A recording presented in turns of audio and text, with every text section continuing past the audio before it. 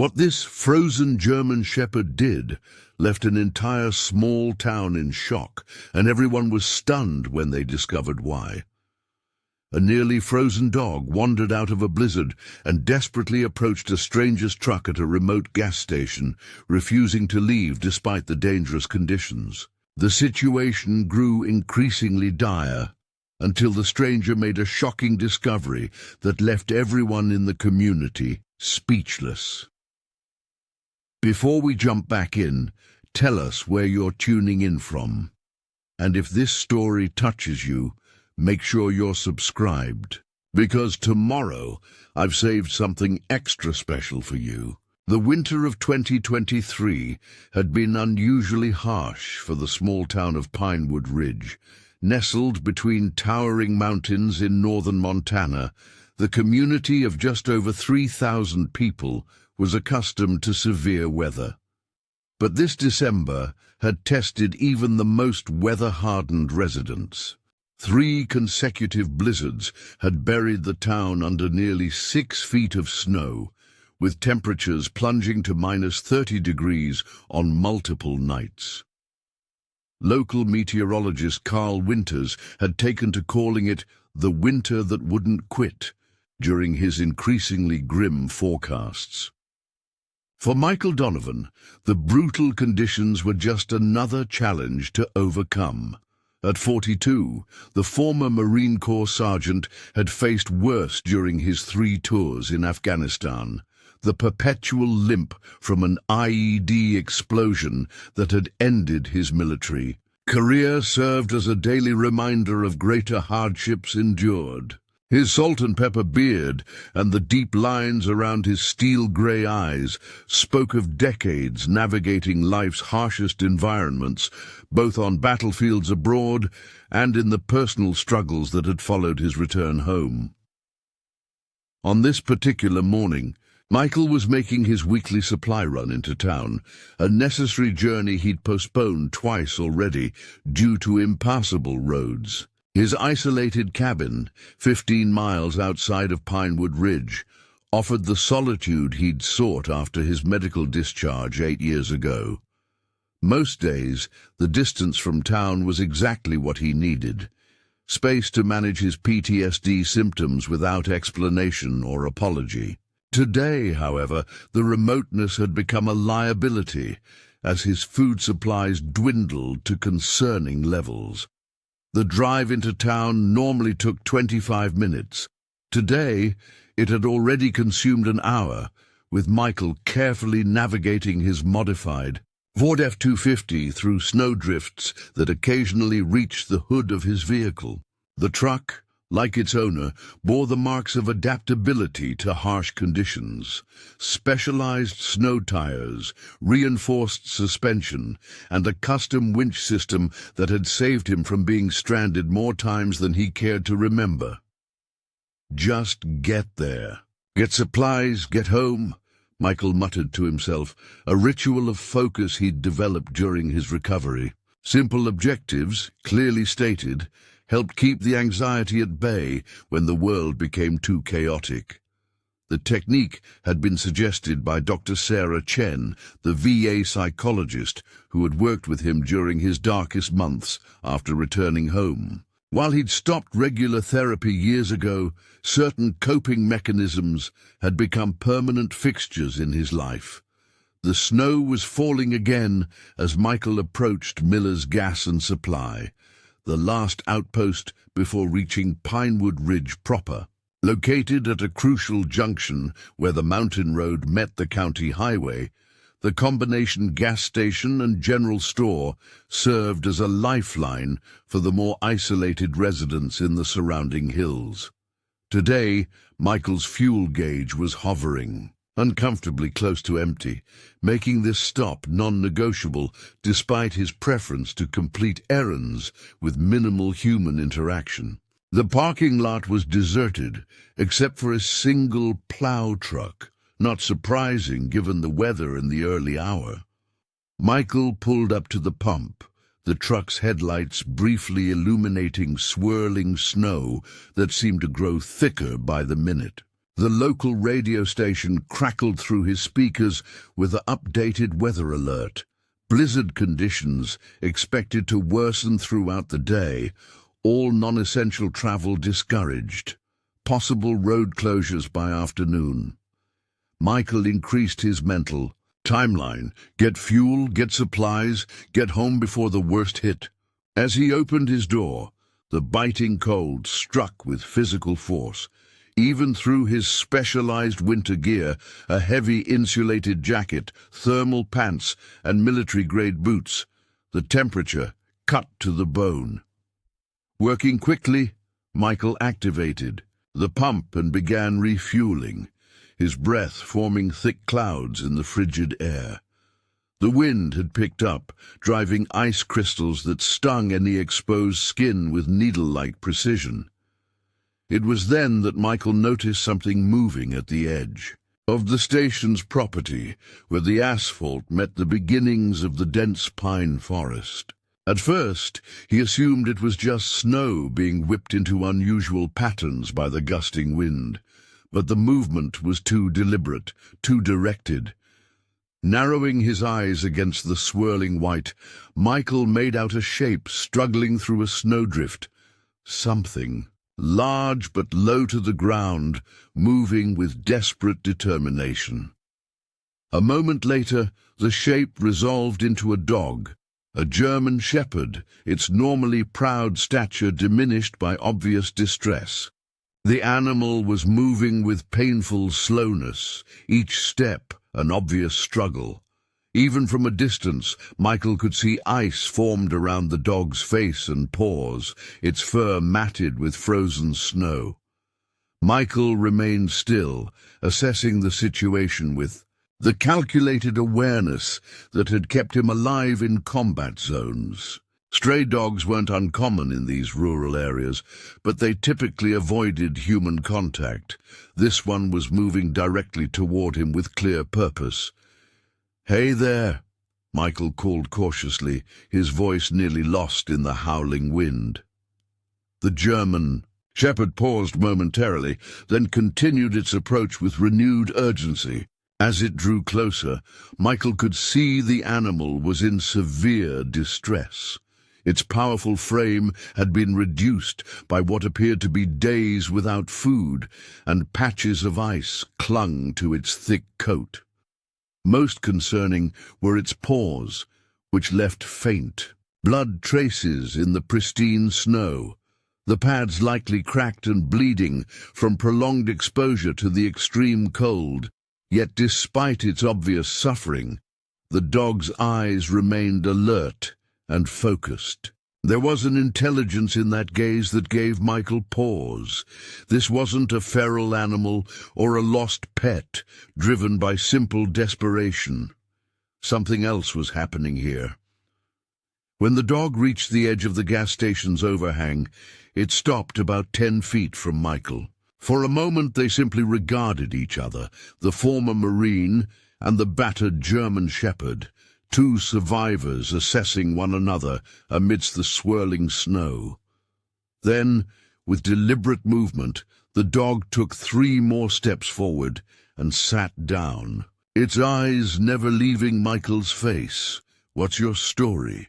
Michael asked quietly, completing the fueling process while maintaining visual contact with the animal. The dog's ears perked slightly at the sound of his voice, but otherwise remained perfectly still, despite the obvious pain it must have been experiencing. Years of training had taught Michael to trust his instincts, and something about this dog triggered his attention in ways he couldn't immediately articulate. The animal wasn't acting like a stray seeking random assistance. Its behavior suggested purpose, a specific intent that seemed incongruous with a chance encounter during a blizzard. Carefully, Michael reached into his truck and retrieved half a protein bar from the center console. He unwrapped it slowly, making his movements deliberate and non-threatening, then tossed it gently toward the dog. The German shepherd sniffed the offering, but made no move to eat it. Instead, it rose to its feet and took several steps toward the road leading away from the gas station, then turned back to look at Michael. The behavior was so unexpected that Michael found himself momentarily confused. The dog repeated the movement, walking several more steps toward the road, then looking back with unmistakable intent. "You want me to follow you?" Michael said incredulously, the words forming clouds. "In the frigid air, in this weather?" The dog returned to its position near Michael and again sat down, its posture conveying a patience at odds with its physical condition. Up close, Michael could see the animal was wearing what appeared to be a weathered tactical collar, the kind used by working dogs in specialized services. This wasn't someone's pet that had wandered away from home. This was a trained service animal. Michael's military experience included work with K9 units, and he recognized the disciplined behavior of a dog with a mission. Something was very wrong, and this animal had deliberately sought human assistance. "Hold on," Michael said, making a quick decision. He secured the gas pump, then moved toward the station's small convenience store, looking back to see if the dog would follow. It did, limping slightly but maintaining determined focus. Inside, the store was warm but deserted, except for Ray Miller, the station's 60-something owner who had been operating this outpost for over 30 years. Ray looked up from his crossword puzzle, his bushy eyebrows rising at the sight of Michael stamping snow from his boots. "Didn't expect to see anyone foolish enough to be out in this mess," Ray commented by way of greeting. "Must be important to risk these roads." "Supply run," Michael replied simply, then gestured toward the door. "There's a dog outside, German. Shepherd, looks like a service animal, but it's in bad shape. Frozen, nearly solid." Ray set down his pencil with a frown. "Collar? Tags?" "Tactical collar, but I didn't see any identification. It's acting strange, like it wants me to follow it somewhere." The older man's expression shifted from mild concern to sharp interest. "Follow it where?" "Back down the east road, looks like. Not toward town." Ray moved surprisingly quickly for his age, coming around the counter and pulling a heavy coat from a hook near the door. "That means something's wrong. Those dogs don't just approach strangers unless they're trained to seek help." As the two men stepped outside, they found the German Shepherd waiting patiently, despite the worsening conditions. The snow was now falling so heavily that visibility had decreased to less than 50 yards, and the wind cut through even the heaviest clothing with icy precision. "That's a search and rescue dog," Ray said immediately, studying the animal with knowing eyes. "See the markings on that collar? Special ops training. Used to see them when I was volunteering with Mountain Rescue years back." The dog rose immediately upon seeing them, again moving several steps toward the eastern road before looking back with clear expectation. Ray turned to Michael, his weathered face grave. "Someone's in trouble out there. These dogs are trained to find help when their handlers are incapacitated." The implication was clear and immediate. Somewhere in the blizzard, someone was stranded, injured, or worse. The dog had traveled through punishing conditions to find assistance, and every minute mattered. Michael felt a familiar tension settle across his shoulders, the heightened awareness that preceded difficult decisions in uncertain conditions. He'd made countless such choices in combat zones, weighing risks against potential outcomes, with lives hanging in the balance. This situation carried similar weight, but with the additional complications of severe weather and unknown terrain. "How far do you think it traveled?" Michael asked, already mentally cataloguing the emergency supplies in his truck. Ray shook his head. "No way to know. These dogs can cover incredible distances when necessary, But in these conditions, with the state it's in, he gestured to the bloody paw prints now barely visible in the rapidly accumulating snow. Can't have been too far, or it wouldn't have made it at all. Michael made his decision quickly. I'm going to follow it. My truck can handle these conditions. Better than most, Ray nodded, already turning back toward the store. I'll call the sheriff's office, but don't wait for them. Reception's spotty with this storm, and their response time will be slow with the main roads in such bad shape. I've got some supplies you should take. Within minutes, Ray had assembled an emergency kit.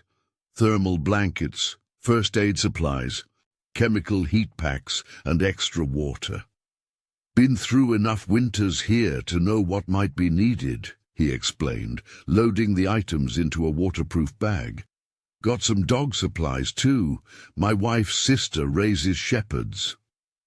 As Michael secured the supplies in his truck, Ray emerged with a small package of jerky, which he offered to the waiting dog. This time, the German shepherd accepted the food, consuming it quickly but neatly, further evidence of its training. It's trusting us now, Ray observed, knows we understand what it's trying to communicate. Michael nodded, recognizing the shift in the animal's demeanor. With food in its system and the promise of help secured, the dog's rigid vigilance had relaxed slightly, though its attention remained firmly focused on the road ahead. I'll check in when I can, Michael told Ray, climbing into his truck and starting the engine. If you get through to the sheriff, tell them I'm heading east from your location, following the dog's lead. Ray's expression was solemn. Be careful out there. This storm's only getting worse, and there's not much between. Here and the old logging roads accept trouble in weather like this. Michael opened the passenger door, and without hesitation, the German shepherd jumped in. Its movements stiff from cold and exhaustion, but determined nonetheless. The dog settled into the seat, its attention immediately fixed on the road ahead, as if mapping a mental route. As Michael pulled away from Miller's gas and supply, the full force of the storm became apparent. The windshield wipers struggled against the heavy snow, and visibility extended barely beyond the reach of his headlights. Under normal circumstances, attempting to drive in these conditions would be reckless. But military experience had taught Michael that sometimes the greater risk lay in inaction, particularly when lives hung in the balance. The German shepherd sat alert beside him, occasionally making small noises of direction when they approached intersections. Despite its exhausted state, the dog maintained focused awareness, confirming Michael's assessment of its specialized training. "Where are we going, boy?" Michael asked, knowing no answer would come, but finding comfort in breaking the tense silence. The dog turned briefly at his voice, intelligent eyes meeting his for a moment before returning to the road. In that brief exchange, Michael felt an unexpected connection, a shared purpose that transcended species. Both of them understood mission focus, both knew what it meant to continue despite physical suffering, and both recognized the responsibility that came with specialized training. As they traveled deeper into the storm, leaving behind the relative safety of main roads, Michael found himself wondering about the dog's handler and what circumstances had led to this desperate mission for help. Search and rescue personnel were highly trained, well-equipped, and acutely aware of weather risks. For one to become stranded in conditions severe enough to warrant sending their canine partner for help suggested a situation gone catastrophically wrong. The eastern road narrowed as they proceeded, the plowed section growing slimmer, until eventually, disappearing altogether. Michael shifted his truck into four-wheel drive, feeling the vehicle labor against increasing snow depth. They had traveled approximately 3 miles from the gas station, moving away from established properties into the more remote forest areas that stretched between small homesteads and abandoned logging operations. Suddenly, the German shepherd became more alert, sitting up straighter and making a small whining sound. Michael slowed the vehicle, peering through the nearly impenetrable curtain of white. At first, he saw nothing but swirling snow and the dark silhouettes of pine trees. Then, as they rounded a slight bend in the road, his headlights illuminated. Something unexpected. A vehicle far smaller and less equipped for these conditions than his own, partially buried in a snowdrift where it had apparently slid off the road. The German shepherd's reaction was immediate and unmistakable. It pawed at the passenger window, whining with increased urgency. Michael didn't hesitate, bringing his truck to a careful stop at a safe distance from the stranded vehicle. "Is that where we're going?" he asked, though the answer was already clear from the dog's behavior. As Michael prepared to exit his truck, he assessed the situation with practiced efficiency. The stranded vehicle was a small SUV, unsuited for these extreme conditions. It had clearly been there for some time, as snow had accumulated significantly around and over it. There were no visible lights or signs of movement, raising immediate concerns about the condition of anyone who might be inside. The German shepherd was now scratching at the door with renewed energy, its earlier exhaustion seemingly forgotten. In the urgency of reaching its destination, Michael gathered his emergency gear and opened the door, immediately bracing against the assault of wind and snow that felt even more vicious than before. "Let's go," he said to the dog, which immediately jumped down and began forging a path toward the stranded vehicle, its purpose now clear and its mission nearly complete. What Michael would find in that snow-covered SUV would shock the entire community of Pinewood Ridge and reveal an extraordinary story of courage, sacrifice, and the unbreakable bond between a handler and their canine partner, a discovery that would save multiple lives and change Michael's own isolated existence in ways he could never have anticipated. As Michael trudged through knee-deep snow toward the stranded vehicle, the German shepherd moved with renewed purpose, breaking trail despite its injured paws.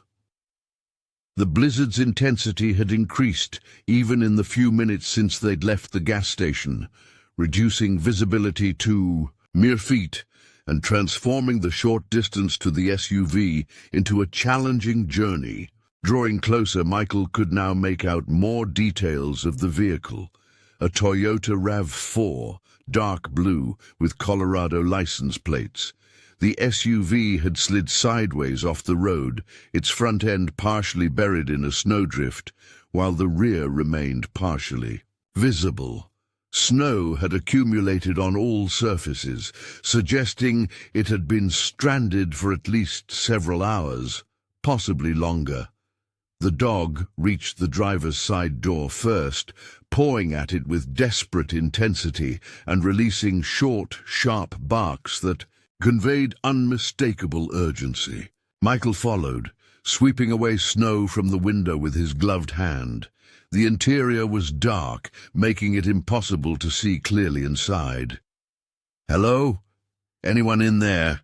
Michael called, knocking firmly on the window. No response came from within. The vehicle, the German shepherd, continued its frantic pawing, now moving toward the rear passenger door with determined focus. Michael followed, noting that this door had slightly less snow accumulated against it. He tried the handle and found it unlocked, a stroke of luck in the otherwise dire situation. As the door swung open, the dog immediately attempted to jump. Inside, though its weakened condition made the effort difficult, Michael helped lift the animal into the vehicle, then used his flashlight to illuminate the SUV's interior. What he saw caused his breath to catch. A woman lay across the back seat, unconscious or asleep, covered with what appeared to be every available piece of clothing and fabric from the vehicle. Her face was pale, with a concerning bluish tint to her lips, and her breathing appeared shallow. Next to her on the floor was a medical pack, with official wilderness search and rescue markings, identical to the insignia on the German Shepherd's tactical collar. But what truly stunned Michael was the presence of a second person, a small child, perhaps 5 or 6 years old, bundled securely against the woman's chest beneath the layers of improvised insulation. The child's face was considerably healthier in color than the woman's, suggesting she had sacrificed her own warmth to protect the younger victim. The German Shepherd moved immediately to the woman's side, nuzzling her face with gentle insistence. The dog's entire demeanor had transformed from urgent messenger to protective guardian, its body language communicating both relief at having successfully brought help and concern for its handler's condition. Michael's military training kicked in automatically, years of emergency response experience guiding his actions. He checked the woman's pulse, present but weak and irregular. Her skin felt dangerously cold to the touch. The child, when Michael carefully examined him without separating him from his protective cocoon, appeared to be in better condition, unconscious, but with stronger vital signs and warmer body temperature. "Ma'am, can you hear me?" Michael asked loudly, gently shaking the woman's shoulder while assessing her for obvious injuries. There was no response, confirming his suspicion that she was suffering from advanced hypothermia. Working quickly, Michael retrieved the emergency supplies from his pack. He activated several chemical heat packs, placing them strategically near the core areas of both victims, but not directly against their skin, knowing that too rapid rewarming could cause additional complications. The vehicle's interior was nearly as cold as the outside air, suggesting its heating system had failed or run out of fuel hours ago. Time was critical. Neither victim could survive much longer in these conditions, and the worsening storm made conventional rescue operations increasingly unlikely. Michael made a swift decision based on his assessment. "We need to get you both to my truck," he said aloud, though neither human victim could hear him.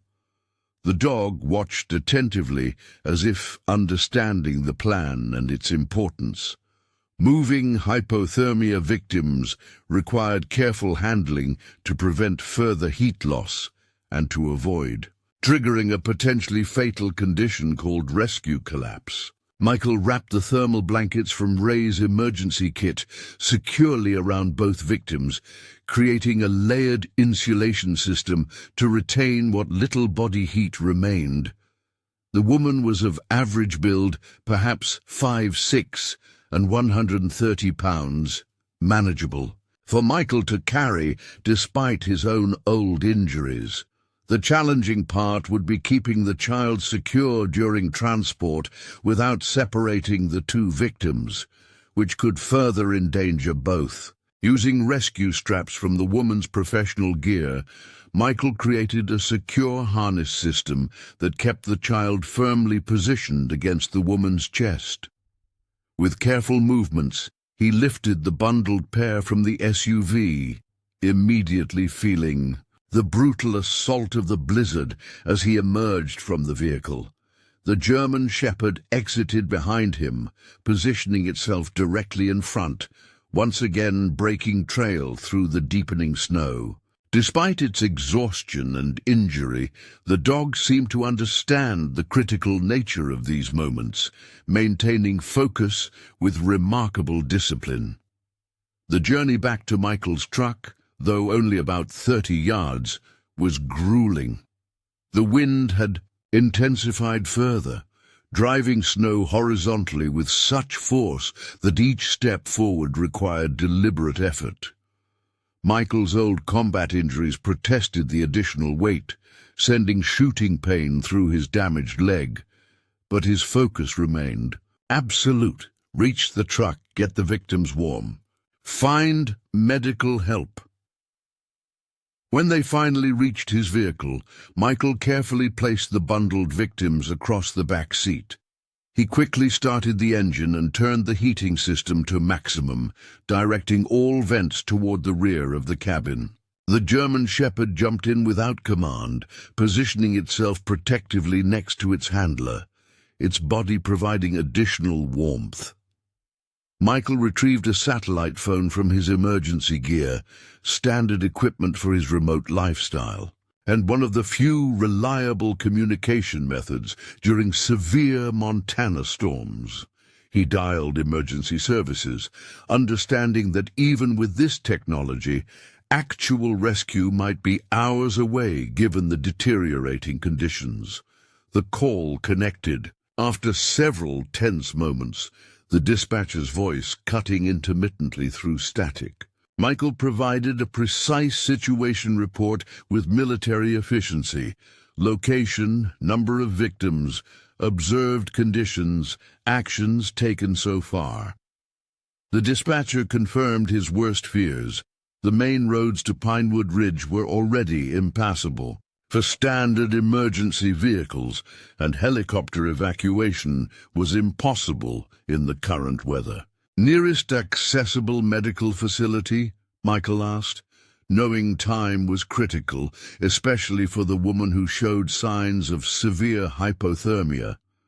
Clearwater Medical Clinic in Eastridge might still be reachable, the dispatcher responded. It's smaller but has emergency capabilities, approximately 22 miles northeast of your position. I'm sending you GPS coordinates now. Michael knew the location. A route that would take him away from Pinewood Ridge through less populated areas, but potentially passable with his modified truck. The dispatcher promised to alert the clinic of their pending arrival and to deploy snowplows to begin clearing critical sections of the route. With the immediate communication complete, Michael returned his attention to the victims. The child had begun showing signs of responsiveness. Small movements and slight changes in breathing patterns, suggesting he might regain consciousness soon. The woman, however, remained deeply unresponsive, her condition apparently more severe. Michael checked her identification, found in a professional case in her search and rescue pack. Captain Alexandra Alex Winters, Wilderness Search and Rescue, Colorado Division, specialized in high-altitude and winter operations. Various certifications including Advanced Wilderness Life Support and K-9 Handler qualification, a professional rescuer who now needed rescuing herself. The irony wasn't lost on Michael as he examined the German Shepherd's tags, which confirmed the dog's name, Ranger, WSR Tactical Response Unit. "You did good, Ranger," Michael said quietly, offering a gentle pat to the loyal animal who had accomplished something extraordinary. The dog briefly acknowledged the gesture before returning its attention to its handler. With the truck's heating system now producing substantial warmth, Michael turned to the more detailed assessment and care he'd been trained to provide during his military service. He carefully checked both victims for frostbite, noting with relief that the woman had apparently protected both herself and the child from the worst possibilities by keeping extremities covered and close to body heat sources. The child began to stir more actively, eventually opening his eyes with the disoriented expression of someone waking in an unfamiliar place. He initially showed signs of distress until spotting the German Shepherd, at which point he visibly relaxed. "Ranger," the boy murmured weakly, reaching a small hand toward the dog, who responded by gently nuzzling the child's fingers. "Hi there," Michael said softly, careful not to appear threatening. "My name's Michael. Ranger found me and brought me to help you. Can you tell me your name?" The boy looked at him with deep brown eyes, still clouded with confusion. "Ethan," he eventually replied, his voice barely audible. "Is Miss Alex okay?" The question confirmed what Michael had already surmised. The woman was not the child's parent, but apparently his rescuer, who had subsequently become imperiled herself. "Miss Alex needs medical help, which is where we're going right now," Michael explained, keeping his tone calm and confident despite his concerns about the woman's deteriorating condition. "Can you tell me what happened, Ethan?" The child's response was fragmented, his young mind struggling to organize the traumatic events into coherent narrative. From the pieces Michael could assemble, Ethan had been at a remote cabin with his family when he wandered off exploring. He became lost in the woods as the storm approached, triggering a search operation. Alex and Ranger had found him, but during their return journey, their vehicle had slid off the increasingly treacherous road and become disabled.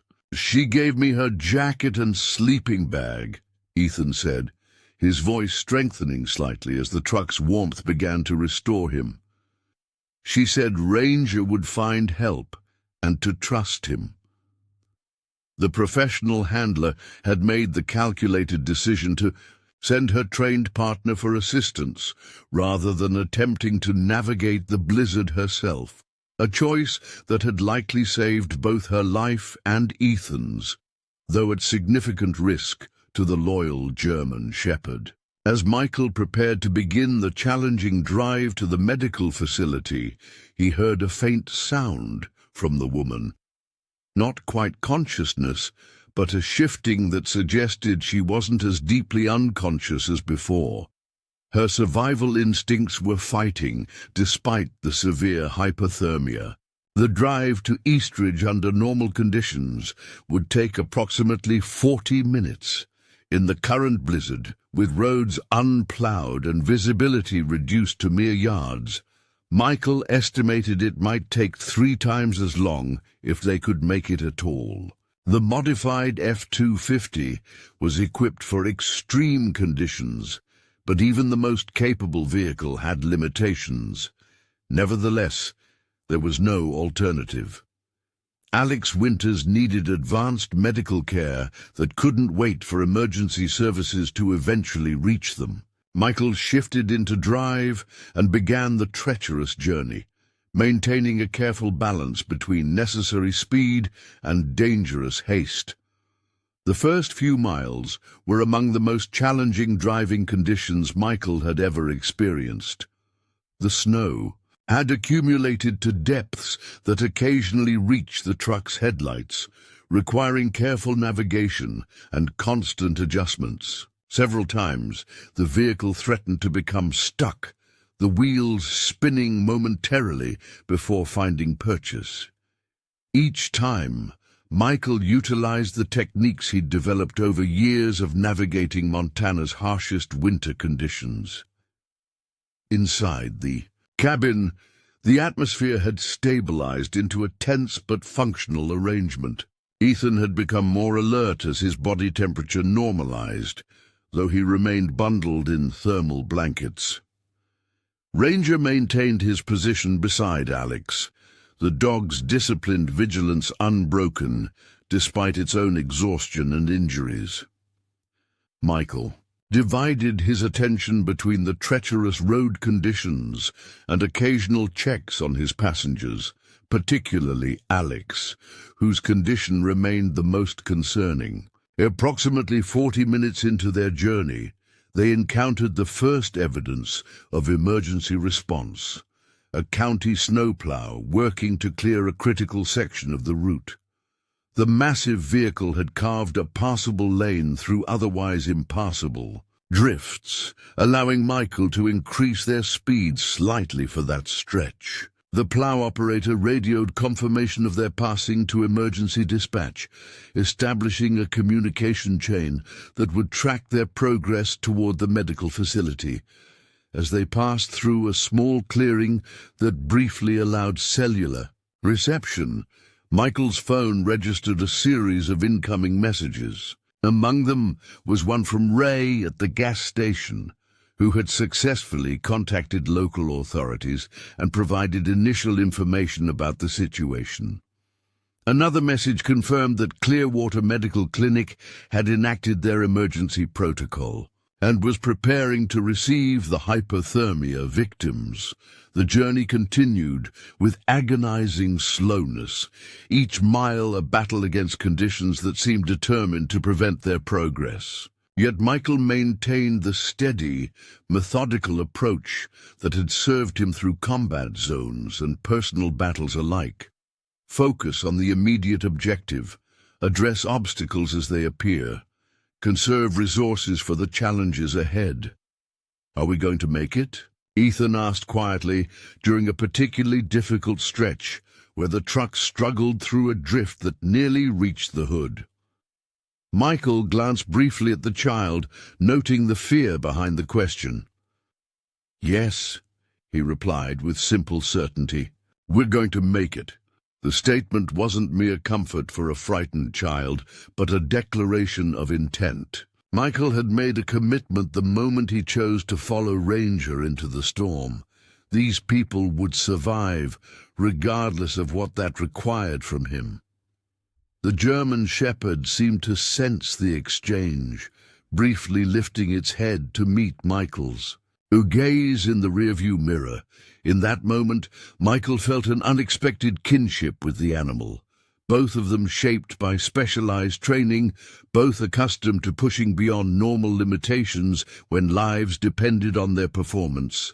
They had covered approximately half the distance to Eastridge when Alex began showing more substantial signs of responsiveness. Her breathing pattern changed, becoming more regular, and occasional movements suggested she was approaching consciousness, though not yet fully aware. Nearly 2 hours after beginning their journey, the outskirts of Eastridge finally appeared. Through the swirling snow, a small cluster of lights that represented salvation. The storm had somewhat abated in this area, though conditions remained hazardous. Emergency vehicles were visible at key intersections, creating a marked route to the medical facility. Clearwater Medical Clinic was modest compared to a full hospital, but represented the only accessible emergency care within a 100-mile radius during the blizzard. As Michael's truck approached, medical personnel in winter gear emerged from the building with gurneys and emergency equipment, a welcome sight after the grueling journey. The next minutes passed in a blur of activity as both victims were transferred into the facility. Dr. Elizabeth Chen, the clinic's emergency physician, directed the operation with calm efficiency, immediately recognizing the severity of Alex's condition and prioritizing her treatment accordingly. "You got them here just in time," Dr. Chen told Michael as the initial assessment proceeded. "Another hour, and we might have been having a very different conversation, especially for the woman." Only then, with his urgent mission completed, did Michael become aware of his own exhaustion. The adrenaline that had sustained him through the rescue and treacherous journey began to subside, allowing the pain from his old injuries to surface. With renewed intensity, a clinic nurse approached, offering to examine him as well, but Michael declined. "I'm fine," he insisted, though the statement was more habit than truth. "What about the dog? He's injured too. Traveled miles through the blizzard to find help." This information visibly impressed the medical staff, who immediately arranged for the clinic's part-time veterinarian to examine Ranger. The German Shepherd initially resisted separation from Alex, but gentle coaxing and the promise of treatment for its injured paws eventually persuaded the loyal animal to allow examination. As the emergency team worked to stabilize Alex and confirm Ethan's improving condition, Michael found himself in the clinic's waiting area, processing the extraordinary sequence of events that had begun with a desperate dog approaching his truck at a remote gas station.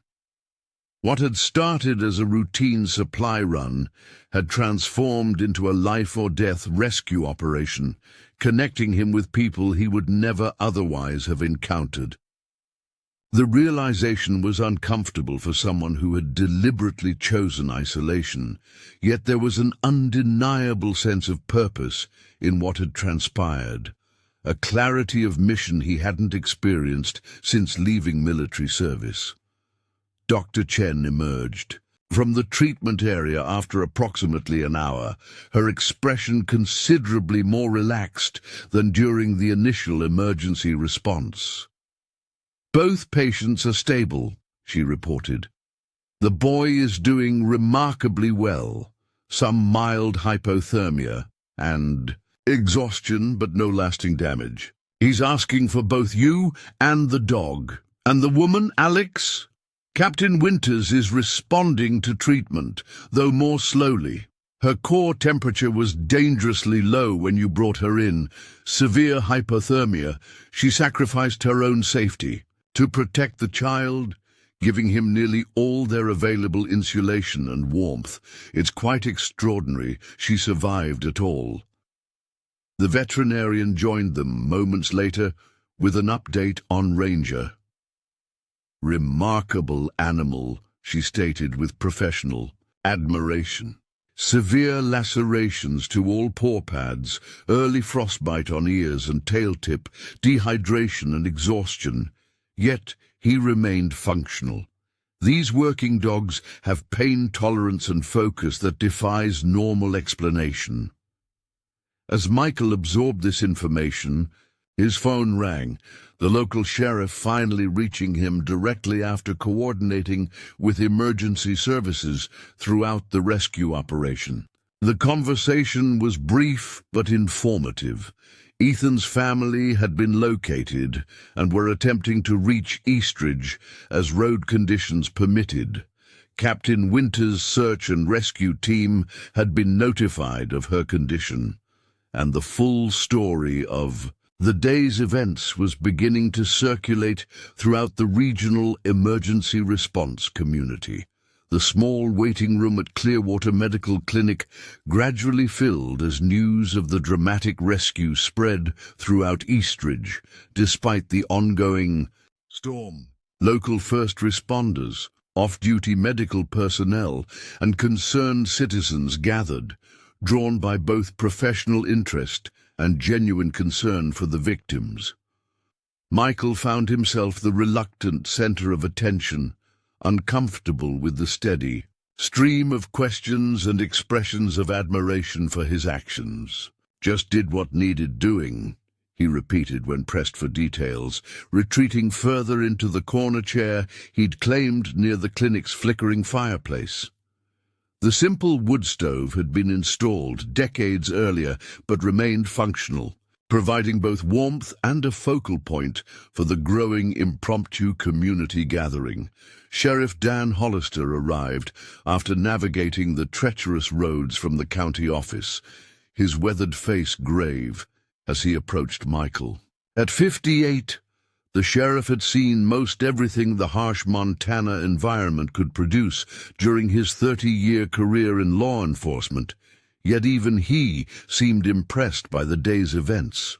"That was quite something you pulled off," Hollister said without preamble, settling his substantial frame into the chair next to Michael's. "Most folks would have called it impossible." Michael shrugged, uncomfortable with the characterization. "The dog did the impossible part. I just drove." Through the worst blizzard we've had in 15 years, with 2 critical patients in conditions that stopped my department's specialized vehicles, Hollister countered. Ray Miller called it in from the gas station, said you didn't hesitate. When that shepherd showed up, military training, you assess, decide, execute, Michael replied, deliberately simplifying the complex calculations and risk evaluations he'd performed almost instinctively when confronted with Ranger's silent plea. For help, the sheriff studied him with the practiced gaze of someone accustomed to reading people. Miller mentioned you live out past Broken Ridge. Don't think we've crossed paths before. The observation carried an unspoken question about Michael's deliberately isolated existence, one he had no interest in addressing. Fortunately, they were interrupted by the clinic's door swinging open, admitting both a blast of frigid air and Dr. Sophia Martinez, the region's only veterinary specialist who had been summoned to consult on Ranger's condition. Despite the brutal weather, Dr. Martinez had apparently wasted no time responding to the call. Snow still clung to her dark hair and the shoulders of her heavy parka as she stamped her boots on the entry mat, her expression conveying both urgency and professional determination. "Where's my patient?" she asked without preamble, addressing the room generally. A clinic nurse quickly approached to guide her toward the makeshift treatment area where Ranger was being monitored. Michael rose to follow, his concern for the extraordinary animal outweighing his desire to avoid further interaction. Sheriff Hollister joined him, equally interested in the German shepherd's condition. They found Ranger resting on a padded examination table, his injured paws carefully bandaged, IV fluids running into a catheter placed in his foreleg. Despite his exhausted state, the dog lifted his head alertly when they entered, his intelligent eyes immediately focusing on Michael with unmistakable recognition. Dr. Martinez began her examination without acknowledging the observers, her hands moving with practiced efficiency as she checked Ranger's vital signs and reviewed the treatment notes from the clinic staff. "Remarkable animal," she finally stated, echoing the earlier assessment. Most dogs would have collapsed long before reaching help in these conditions. The injury patterns suggest he traveled at least 7 miles through deep snow with lacerated paw pads and early-stage hypothermia. "Will he recover fully?" Michael asked, the question emerging with unexpected urgency. Dr. Martinez glanced up, seeming to truly notice him for the first time.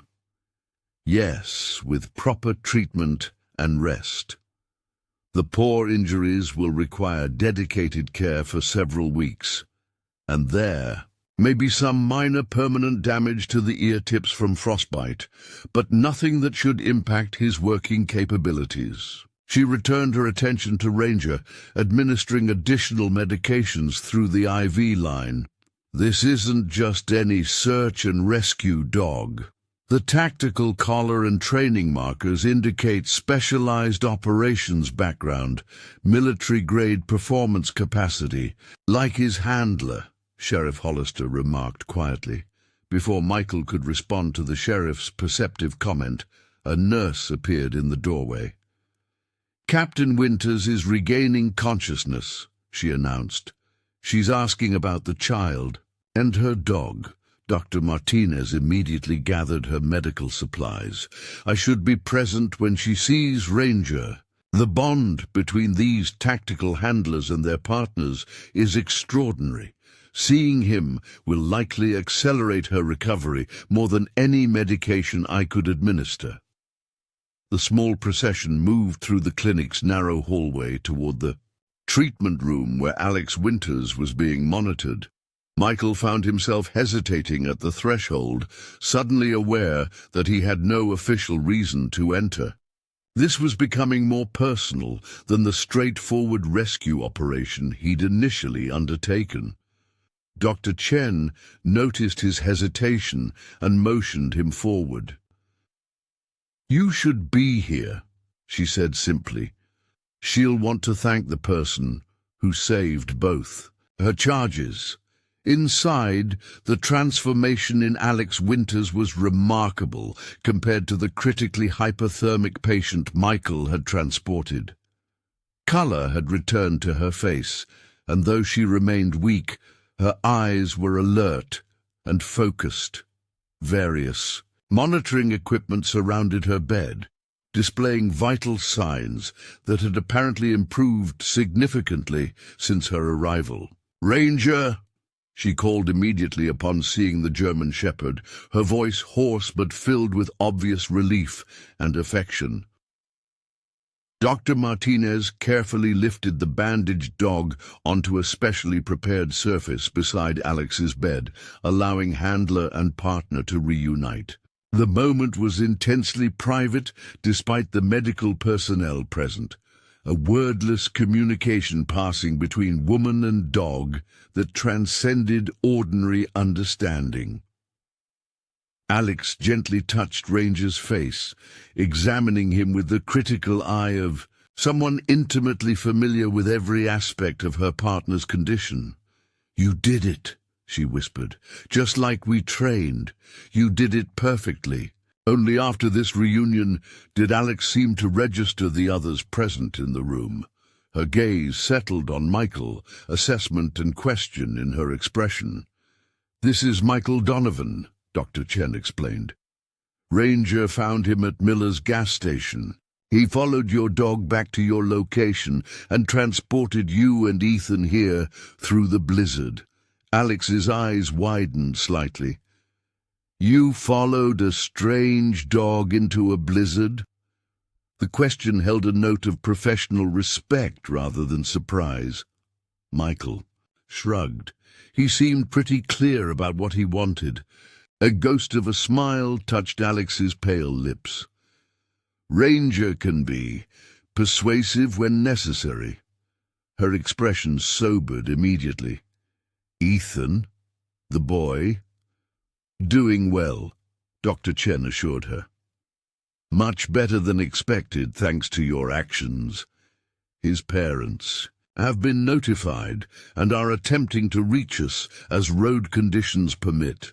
Alex closed her eyes briefly, visible relief washing over her features.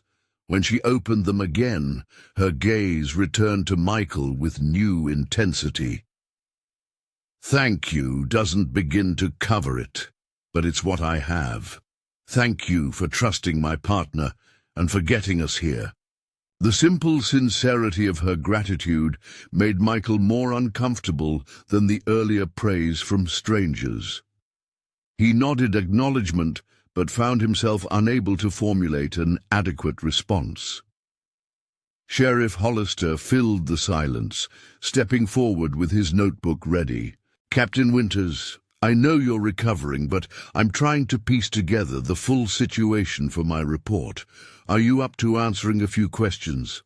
Alex shifted slightly, visibly gathering her professional composure despite her weakened state. "Of course, Sheriff.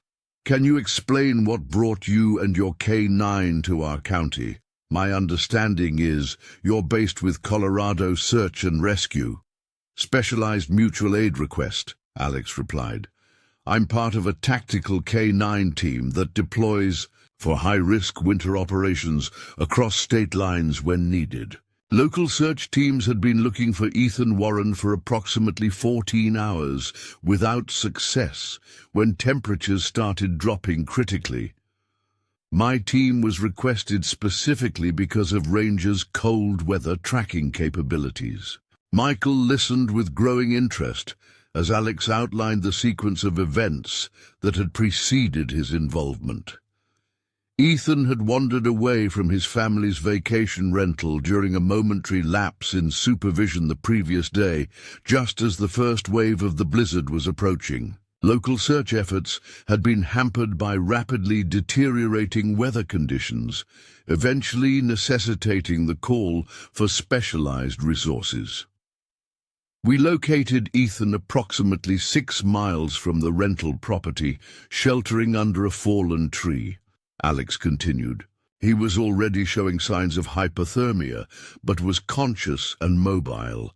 We began emergency warming procedures and started back toward the extraction point where our team vehicle was waiting. She paused, fatigue evident in her features, but continued after a moment. Road conditions deteriorated faster than predicted. Our vehicle slid off the access road about halfway back to base operations. The engine died and wouldn't restart, likely fuel line freezing. No cell service, radio communication compromised by terrain and weather. The clinical, almost report-like delivery couldn't disguise the life or death decisions that had followed. Standard protocol in such situations is to remain with the vehicle and await rescue. But Ethan's condition was deteriorating despite my emergency measures. Temperature was dropping rapidly, and forecasts indicated at least 12 more hours of blizzard conditions. Alex's hand moved to rest on Ranger's head, drawing evident strength from her partner's presence. I determined that our best chance was to implement separation protocol, sending Ranger to locate assistance while I focused on keeping Ethan alive with our limited resources. The matter-of-fact description of her choice to sacrifice her own safety for the child's, while sending her canine partner into life-threatening conditions, struck Michael profoundly. He recognized in her calm recounting the same disciplined calculation he had employed in combat. The ability to make impossible decisions when lives hung in the balance. Ranger is trained for independent operation in emergency scenarios, Alex explained. The protocol requires me to remain in place while he seeks assistance. I provided him with his tactical vest, which contains emergency identifiers and location aids. Sheriff Hollister nodded, making notes as she spoke. And you gave your protective gear to the child. Standard procedure when dealing with pediatric victims, Alex replied, though everyone present understood there was nothing standard about surrendering your survival equipment in a lethal blizzard. Children lose body heat more rapidly and have fewer physiological reserves. I retained sufficient insulation to maintain core function. The sheriff's expression revealed his professional assessment of what sufficient insulation to maintain. Core function had actually meant the bare minimum to prevent immediate death with no margin for error or additional time. Alex had made a calculated gamble with her own life to ensure Ethan's survival. How did you know Ranger would find help in time? Michael asked, breaking his silence. The question wasn't part of any official report, but stemmed from his own need to understand the extraordinary trust between handler and dog. Alex met his gaze. Directly. I didn't know. I calculated probabilities based on his training, the terrain, and potential human activity patterns during the storm. Miller's gas station was the nearest potential contact point with approximate coordinates. Ranger could follow. But you couldn't be certain, Michael pressed, recognizing the immense weight of her decision. No, she acknowledged quietly, but I was certain of the outcome if we remained in the vehicle without additional assistance. The stark reality of her choice hung in the air. A professional rescuer making the harshest possible decisions to fulfill her mission, even at the cost of potentially sacrificing both herself and her canine partner. Dr. Chen intervened at this point, noting Alex's increasing fatigue. I think that's enough questions for now. Captain Winters needs rest to continue her recovery. As they prepared to leave, Alex's voice stopped Michael at the doorway. You have military background, she said. It wasn't a question. Michael turned, back surprised. How did you know? A faint smile touched her lips. The way you move, the way you prioritize during the rescue. And the fact that you trusted a tactical working dog without hesitation. Most civilians wouldn't have followed Ranger, especially in those conditions. Before Michael could respond, a commotion in the hallway drew their attention. A nurse appeared in the doorway, slightly breathless. "Ethan's asking if he can see Ranger and Captain Winters. He's quite insistent." Dr. Chen considered briefly, then nodded. "A short visit should be fine. It might actually help all three of them to be together." Minutes later, Ethan was wheeled into the room in a specially adapted chair, wrapped in warming blankets, but looking remarkably improved compared to the barely conscious child Michael had rescued hours earlier. The boy's face lit up at the sight of both Alex and Ranger, though concern quickly followed as he registered the medical equipment surrounding his rescuer. "Miss Alex, you're okay," Ethan exclaimed, his voice stronger than might have been expected after his ordeal. "And Ranger too." "We're all okay, thanks to you being so brave," Alex replied, her professional demeanor softening notably when addressing the child. "You did exactly what I told you and stayed warm and still while Ranger got help." Ethan nodded solemnly. "I remembered everything you said. Like how you told me in the car that Ranger is a super dog who would bring back help if we just trusted him." His gaze shifted to Michael. "And he found you." "He did," Michael confirmed simply. "He's quite a dog." The child's innocent perspective on their harrowing experience struck Michael forcefully. What adults recognized as a near-fatal disaster with multiple decision points where lives hung in the balance, Ethan had processed as an adventure with his super-dog rescuer. The resilience of children in traumatic situations was something Michael had witnessed before, but it remained remarkable each time he encountered it. As medical staff monitored the reunion carefully for signs of stress in any of the patients, Sheriff Hollister received a radio call that drew him to the hallway. He returned moments later with updated information. "Road crews have managed to clear emergency access to Highway 41, he announced. "Ethan's parents should be arriving within the hour, and a specialized medical transport is en route from Regional Hospital to evaluate Captain Winters for potential transfer once the main roads are passable." The news created a palpable shift in the room's atmosphere. The crisis phase was truly ending, with normal procedures and protocols reasserting themselves. For Michael, it signaled a natural conclusion to his involvement, an opportunity to withdraw. Now that official channels were functioning again, as if sensing his thoughts, Dr. Martinez approached him quietly. "We need to discuss ongoing care for Ranger," she said, deliberately including him in the continuing situation. "Captain Winters will require hospitalization for at least several days, possibly longer, and the dog can't accompany her to Regional.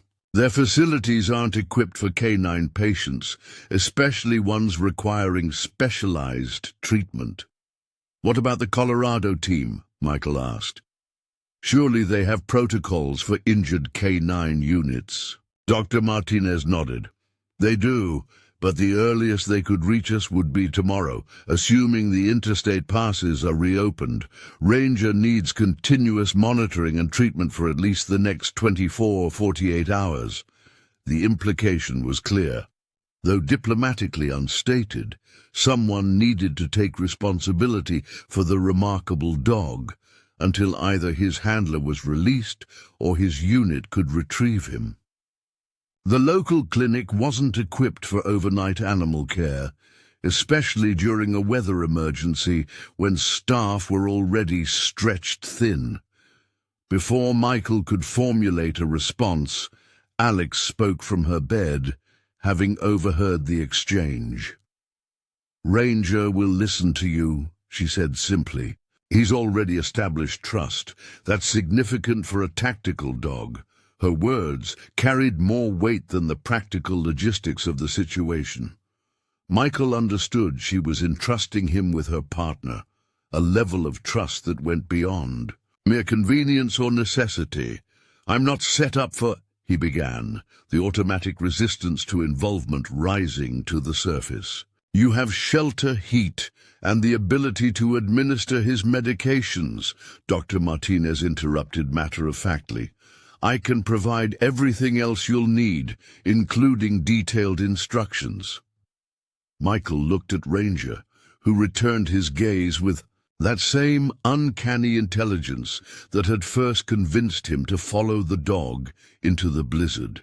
There was something in that connection that defied his practiced isolation, an unspoken understanding that transcended his carefully constructed barriers.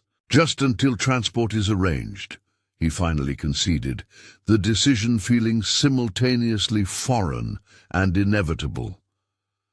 Sheriff Hollister, who had been observing the exchange with interest, nodded slightly as if confirming a theory. "I can help transport the dog to your cabin once he's stabilized for travel and coordinate with the Colorado team about retrieval options." The matter settled with surprising finality, Michael found himself in the uncomfortably novel position of having made a commitment that extended beyond the immediate emergency. It had been years since he'd allowed himself to be responsible for another living being, a deliberate choice following the psychological aftermath of his military service and failed relationships. As the conversation shifted to practical arrangements, Michael watched the interaction between Alex, Ethan, and Ranger. Despite their respective injuries and the trauma they had endured, there was something whole and connected in their engagement with each other, a reminder of human resilience that Michael had deliberately distanced himself from in his isolated existence. When Ethan was eventually wheeled back to his treatment room to prepare for his parents' arrival, and Alex had drifted into much-needed sleep with Ranger maintaining vigilant watch from his position beside her bed, Michael found himself in the clinic's small cafeteria, mechanically consuming a meal he barely tasted. The events of the day had depleted him more than he'd initially recognized.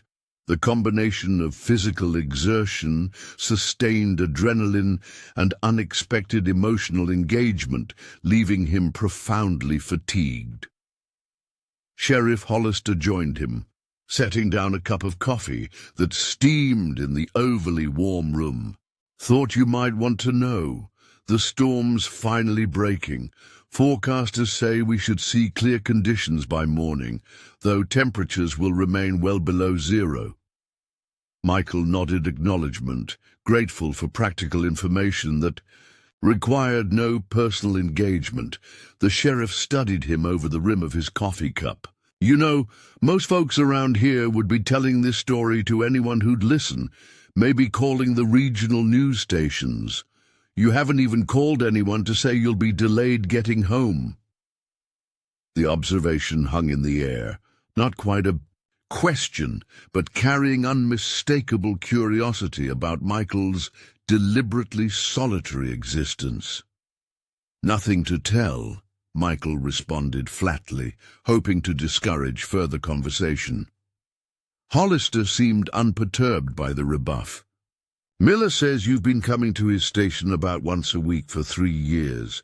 Says you're unfailingly polite, pay in cash, and never share more than basic pleasantries. Figures you for military from the way you carry yourself, but respects your privacy enough not to ask."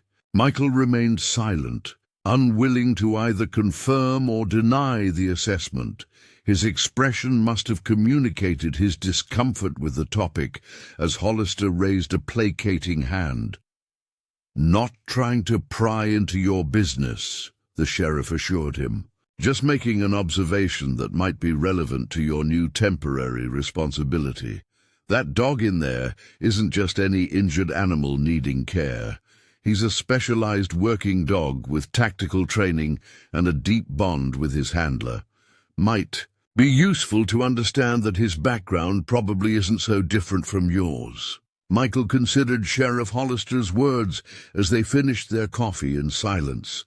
The sheriff's insights were uncomfortably perceptive, drawing connections Michael had been avoiding since the moment Ranger had appeared at the gas station. The recognition he'd felt, one trained tactical operator identifying another, had been immediate but carefully suppressed beneath the practical demands of the emergency. "Dr. Martinez says Ranger should be stable enough for transport in about 2 hours, Hollister eventually continued, respecting Michael's silence on personal matters by shifting to logistical concerns. "I can escort you both back to your place once the main roads are partially cleared. My department's vehicles can handle the conditions better than most." Michael nodded, grateful for the return to practical matters. "I need to make a supply run if I'm going to have a guest." The word felt strange in his mouth, applied to either human or canine visitor. His cabin had been solely his domain for so long that the concept of preparing it for another seemed almost foreign. "The Market Street Pharmacy should be open despite the storm," Hollister suggested. "They usually stock basic veterinary supplies for the ranchers around here.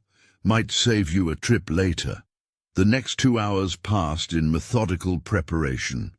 Michael purchased additional supplies, focusing on practical necessities with the same tactical efficiency he applied to all tasks.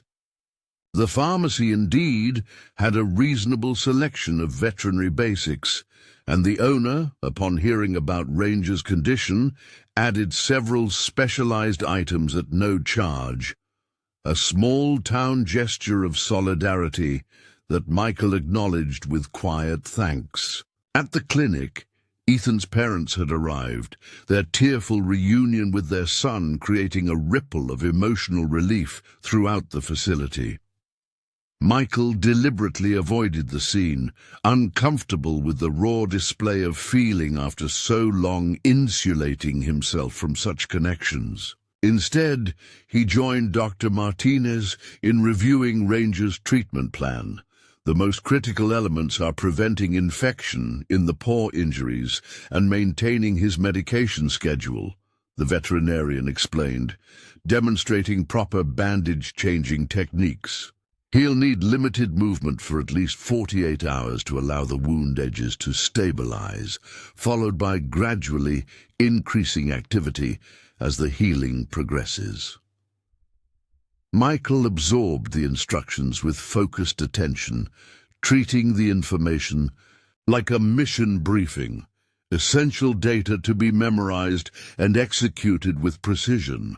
The approach allowed him to maintain emotional distance while ensuring he could fulfill the practical requirements of the task he'd accepted. "He's been through significant trauma," Dr. Martinez continued, her voice softening as she gently examined Ranger's bandaged paws. "Not just physical, but psychological. These working dogs form intense bonds with their handlers. Being separated from Captain Winters during her medical treatment will be stressful for him, especially given the circumstances of their separation during the rescue operation." "How do I manage that?" Michael asked, recognizing the importance of the issue, but uncertain how to address something so intangible. "Consistency and calm," she advised. "Tactical dogs respond to confident handling and clear routines. He knows you're connected to his handler's safety, which gives you an advantage. Don't try to replace her in his affections. That's not the goal. Just provide steady, predictable care until they can be reunited." As they completed the preparation for transport, Captain Winters awakened briefly.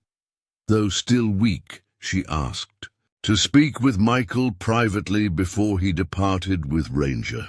The medical staff cleared the room reluctantly, allowing a few minutes of conversation despite their concerns about her conserving strength. Ranger responds to standard tactical commands, Alex explained, her voice stronger than earlier, but still bearing the effects of her ordeal.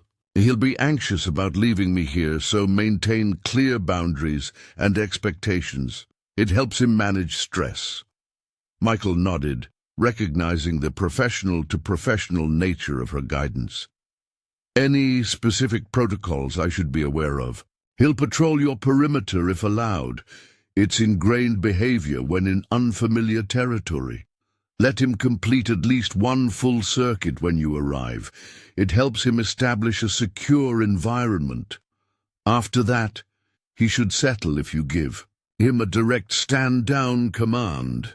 She paused, seeming to consider how much specialized information to share. He's trained to alert to certain threat signatures that most civilian dogs wouldn't recognize. If he shows sudden vigilance without obvious cause, take it seriously. The warning carried implications about Ranger's military-adjacent training that aligned with Michael's earlier observations. This wasn't simply a search and rescue dog, but one with additional tactical capabilities, likely including threat detection protocols developed for combat environments. I'll bring him back to visit when you're stronger, Michael offered, surprising himself with the commitment. It wasn't necessary for the dog's welfare and would mean another trip into town, something he typically avoided. Yet the words had emerged almost automatically. Alex's expression softened slightly. He'd appreciate that. So would I. She hesitated, then added, "Most people wouldn't have followed him into that storm. You recognize something in him that others might have missed." The observation came too close to acknowledging the unspoken connection, one tactical operator recognizing another that Michael had been carefully avoiding. He nodded noncommittally and moved toward the door, signaling an end to the conversation. "One more thing," Alex called, her voice taking on a more official tone. Ranger's service vest contains a specialized tracking device in the reinforced collar panel. His unit monitors it remotely. If you remove it completely, it will trigger an automatic alert to his handling team. The information was delivered neutrally, but Michael understood its dual purpose. Both practical instruction and subtle warning that the dog's whereabouts would be monitored by professionals who took his welfare seriously. "Understood," he replied, simply. When Sheriff Hollister arrived to transport them, the process moved with efficient speed. Ranger was carefully loaded into the specialized rear compartment of the sheriff's vehicle, his bandaged paws protected by additional padding. Dr. Martinez provided a final review of medication schedules and warning signs that would necessitate immediate veterinary intervention, then sealed an impressive collection of supplies in weatherproof containers. The journey to Michael's cabin proceeded in relative silence, broken only by occasional updates from the sheriff's radio as county. Road crews continued their battle against the storm's aftermath. Ranger remained alert throughout the drive, his gaze frequently fixing on Michael through the compartment divider, as if continuously re-evaluating his temporary guardian. "Never seen a dog with such human eyes," Hollister commented during a particularly long stretch of unplowed road. "Makes you wonder what's going on behind them." Michael had been thinking the same thing, but merely nodded, uncomfortable with the anthropomorphizing, yet unable to dismiss the uncanny intelligence evident in the German Shepherd's assessment. As they approached the turnoff to his property, Michael felt an unfamiliar tension building, the strange anticipation of bringing another living being into his carefully controlled environment. The isolation of his cabin had been deliberately chosen and meticulously maintained, as both protection and penance for the failures he had left behind. Now that self-imposed exile would be temporarily shared, disrupting the patterns that had structured his existence for years. "Quite the setup you've got here," Hollister observed as they navigated the final approach to the cabin. The structure itself was modest, a traditional Montana design built of heavy logs with a metal roof designed to shed snow, but the surrounding property showed evidence of significant security measures. Motion-activated lighting illuminated their approach, and carefully positioned cameras monitored the access road from multiple angles. Michael didn't respond to the implied question about his security precautions. Such measures might seem excessive for a civilian home in rural Montana, but they were routine for someone whose combat experiences had permanently altered his perception of safety. The cabin itself sat partially sheltered by a natural rock formation that protected it from the worst of the northern winds. Solar panels on the south-facing roof supplemented a propane generator system, while a wood-burning stove provided the primary heat source. The overall impression was one of practical self-sufficiency rather than comfort, though the interior, when they finally entered, revealed more attention to livability than might have been expected. "Where should we set him up?" Hollister asked, carefully supporting Ranger as the dog navigated the cabin's entrance with obvious discomfort from his injured paws. Michael had already prepared a space near the main wood stove, arranging blankets over a specialized foam pad he normally used for camping. "Here," he indicated, "it's the warmest spot in the cabin." As Alex had predicted, Ranger showed immediate interest in inspecting the unfamiliar environment despite his injuries. The dog moved with deliberate purpose from room to room, his tactical training evident in the systematic way he cleared each space before moving to the next. Even hampered by bandaged paws, his movements demonstrated the precision and focus of a security professional conducting an assessment. Michael allowed the inspection without interference, recognizing the behavior as consistent with both Alex's warning and his own experiences with military working dogs. Only when Ranger had completed a full circuit of the cabin's interior did Michael issue the stand-down command Alex had suggested. The effect was immediate. The German Shepherd returned to the prepared bedding and settled into a vigilant rest posture, alert but no longer actively patrolling. The display of disciplined response to authorized commands reinforced Michael's assessment of the dog's specialized training. Sheriff Hollister observed the interaction with evident interest. "Impressive animal," he commented as they unloaded the medical supplies. "Clearly recognizes you as temporary handler." "Just following his actual handler's instructions," Michael corrected, uncomfortable with the implied relationship. "He's disciplined enough to transfer operational respect to an authorized temporary caretaker, standard protocol for tactical assets." The sheriff raised an eyebrow at the terminology, but didn't comment directly. "I'll check in tomorrow once the roads are more passable," he said instead. "The Colorado team has been updated on his location and condition. They're coordinating with Captain Winter's medical team about transport options once the interstates reopen." After the sheriff's departure, Michael found himself in the unfamiliar position of sharing his space with another living being for the first time in years.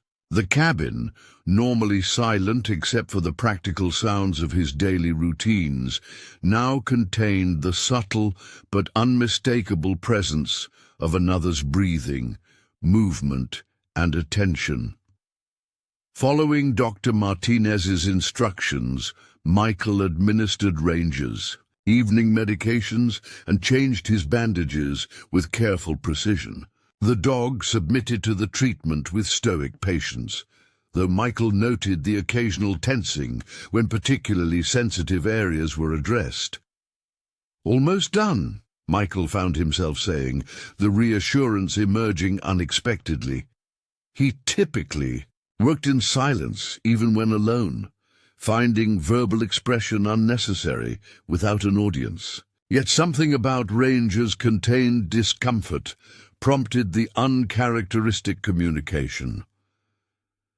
After completing the medical care, Michael resumed his normal evening routine, deliberately maintaining the structured patterns that organized his isolated life. He prepared a simple meal, checked his security systems, and reviewed weather reports on his satellite-connected tablet. Throughout these activities, he remained acutely aware of Ranger's unwavering attention, the dog's intelligent gaze, following his movements with quiet assessment. "Not much for conversation," Michael eventually said, the silence somehow more noticeable for being shared. "That probably works for both of us." Ranger's ears perked at the sound of his voice, but the dog maintained his disciplined rest position, neither seeking interaction nor avoiding it, a professional detachment that Michael recognized and respected. As the evening progressed, Michael found himself periodically checking on his temporary charge, monitoring for signs of distress or changes in condition as instructed. During one such check, he noticed Ranger shivering slightly despite the cabin's adequate heating and his thick coat. "Delayed temperature regulation issues," Michael muttered, recalling Dr. Martinez's warning about possible thermoregulatory disruption following severe cold exposure. He added wood to the stove, building the fire higher than his usual conservative usage typically warranted. When this proved insufficient, he retrieved an additional blanket from his own supplies and carefully draped it over the dog's body, avoiding pressure on the injured paws. The German Shepherd's dark eyes met his during this procedure, a look of such profound intelligence and awareness that Michael found himself momentarily unsettled. There was gratitude in that gaze, certainly, but something more complex as well, a recognition that seemed to penetrate the carefully maintained barriers he had constructed around himself. "Just following protocols," Michael said gruffly, as if the dog had somehow verbalized appreciation that required deflection. "Basic care requirements, nothing more." Ranger continued to regard him steadily, neither accepting nor rejecting this characterization of the assistance. Eventually the dog's eyes closed as the combined effects of medication, warmth, and exhaustion overcame even his exceptional discipline. His breathing settled into the deeper rhythm of healing sleep, occasionally punctuated by subtle movement as his body processed the trauma it had endured. Michael remained awake longer than usual, completing unnecessary tasks that kept him moving.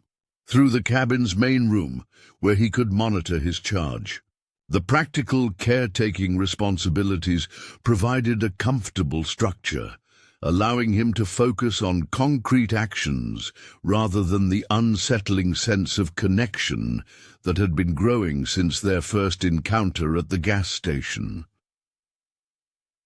When he finally retired to his Spartan bedroom, Michael left the connecting door open, ostensibly to better monitor the dog's condition overnight, though he couldn't entirely dismiss the unfamiliar comfort of another living presence nearby after so many years of complete isolation. Sleep came, reluctantly, his combat-trained senses hyper-aware of the altered breathing patterns and occasional movements from the main room. Each sound registered as a deviation from the cabin's normal nighttime silence, triggering the vigilance that had never fully subsided despite years away from active threat environments. Yet there was something different about this hypervigilance, a quality that felt more protective than defensive, more purposeful than paranoid. The distinction was subtle but significant, shifting his awareness from self-preservation to responsibility for another's welfare. Michael woke before dawn, his internal clock maintaining military precision despite the disruptions to his routine. The temperature inside the cabin had dropped slightly overnight as the fire burned down, prompting him to immediately check on Ranger's condition. The German Shepherd was already awake, his alert posture suggesting he had roused at Michael's first movement. "Morning," Michael said simply, moving to rebuild the fire. "Medical check in 5. Ranger's ears perked at the information, his body shifting slightly as if preparing for the announced procedure. The response reinforced Michael's impression of the dog's exceptional training and intelligence. He clearly understood both language and operational schedules to a degree that exceeded standard canine capabilities. The morning medical check revealed encouraging signs. The paw injuries showed no evidence of increased inflammation, and Ranger's temperature had stabilized within normal range. His willingness to accept small amounts of water and specially prepared food further indicated positive recovery progress. As natural light gradually illuminated the cabin interior, Michael found himself describing his actions aloud as he moved through his morning routine, not in the baby talk manner some used with animals, but in the clear, concise communication style of operational briefings. "Securing perimeter," he stated, checking the security feeds from cameras positioned around his property. "Roads still largely impassable based on county alerts. Likely no visitors today unless emergency services deployed." Ranger listened with evident attention, his head tilted slightly in a manner that suggested active processing rather than mere response to human voice. When Michael prepared to step outside for his morning firewood collection, the dog attempted to rise, clearly intending to accompany him despite his injuries. "Negative," Michael said firmly, using the command tone he'd observed Alex employing. "Maintain position. Perimeter check is solo operation at this time." The reluctance was visible in Ranger's posture, but his training prevailed. He settled back onto his bedding, though his attention remained fixed on the door after Michael's departure. Outside, the aftermath of the blizzard had transformed the landscape into an alien terrain of sculpted snowdrifts and ice-encrusted trees.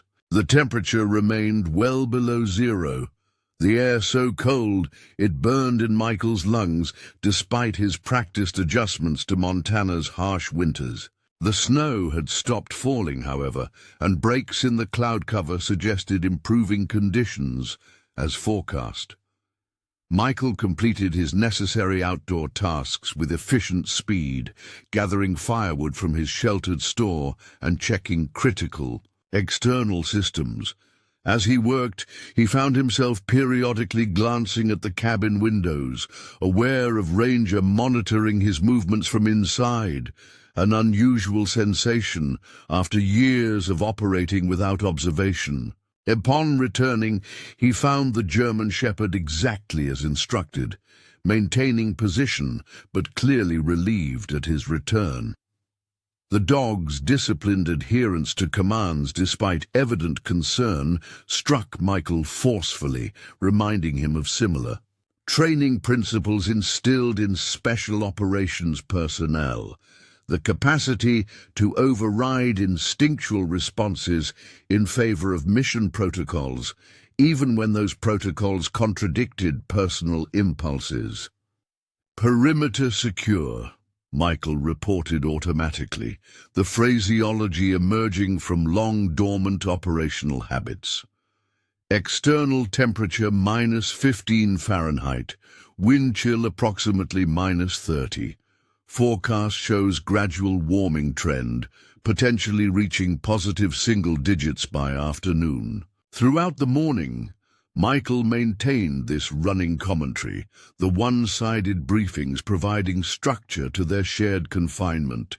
He found an unexpected comfort in the verbal processing, articulating assessments and plans that would normally remain internal. Ranger's attentive responses reinforced the protocol, creating an operational rhythm that felt both foreign and familiar. By midday, the satellite phone rang, the specialized connection that provided Michael's only reliable communication method during severe weather. Sheriff Hollister's voice came through clearly, despite the technology's usual limitations. "Checking in as promised," the sheriff began without preamble. "County roads still mostly impassable except for emergency vehicles. Interstate remains closed at 3 major points. How's your charge doing?" Michael provided a concise update on Ranger's condition, utilizing the clinical terminology Dr. Martinez had employed in her instructions.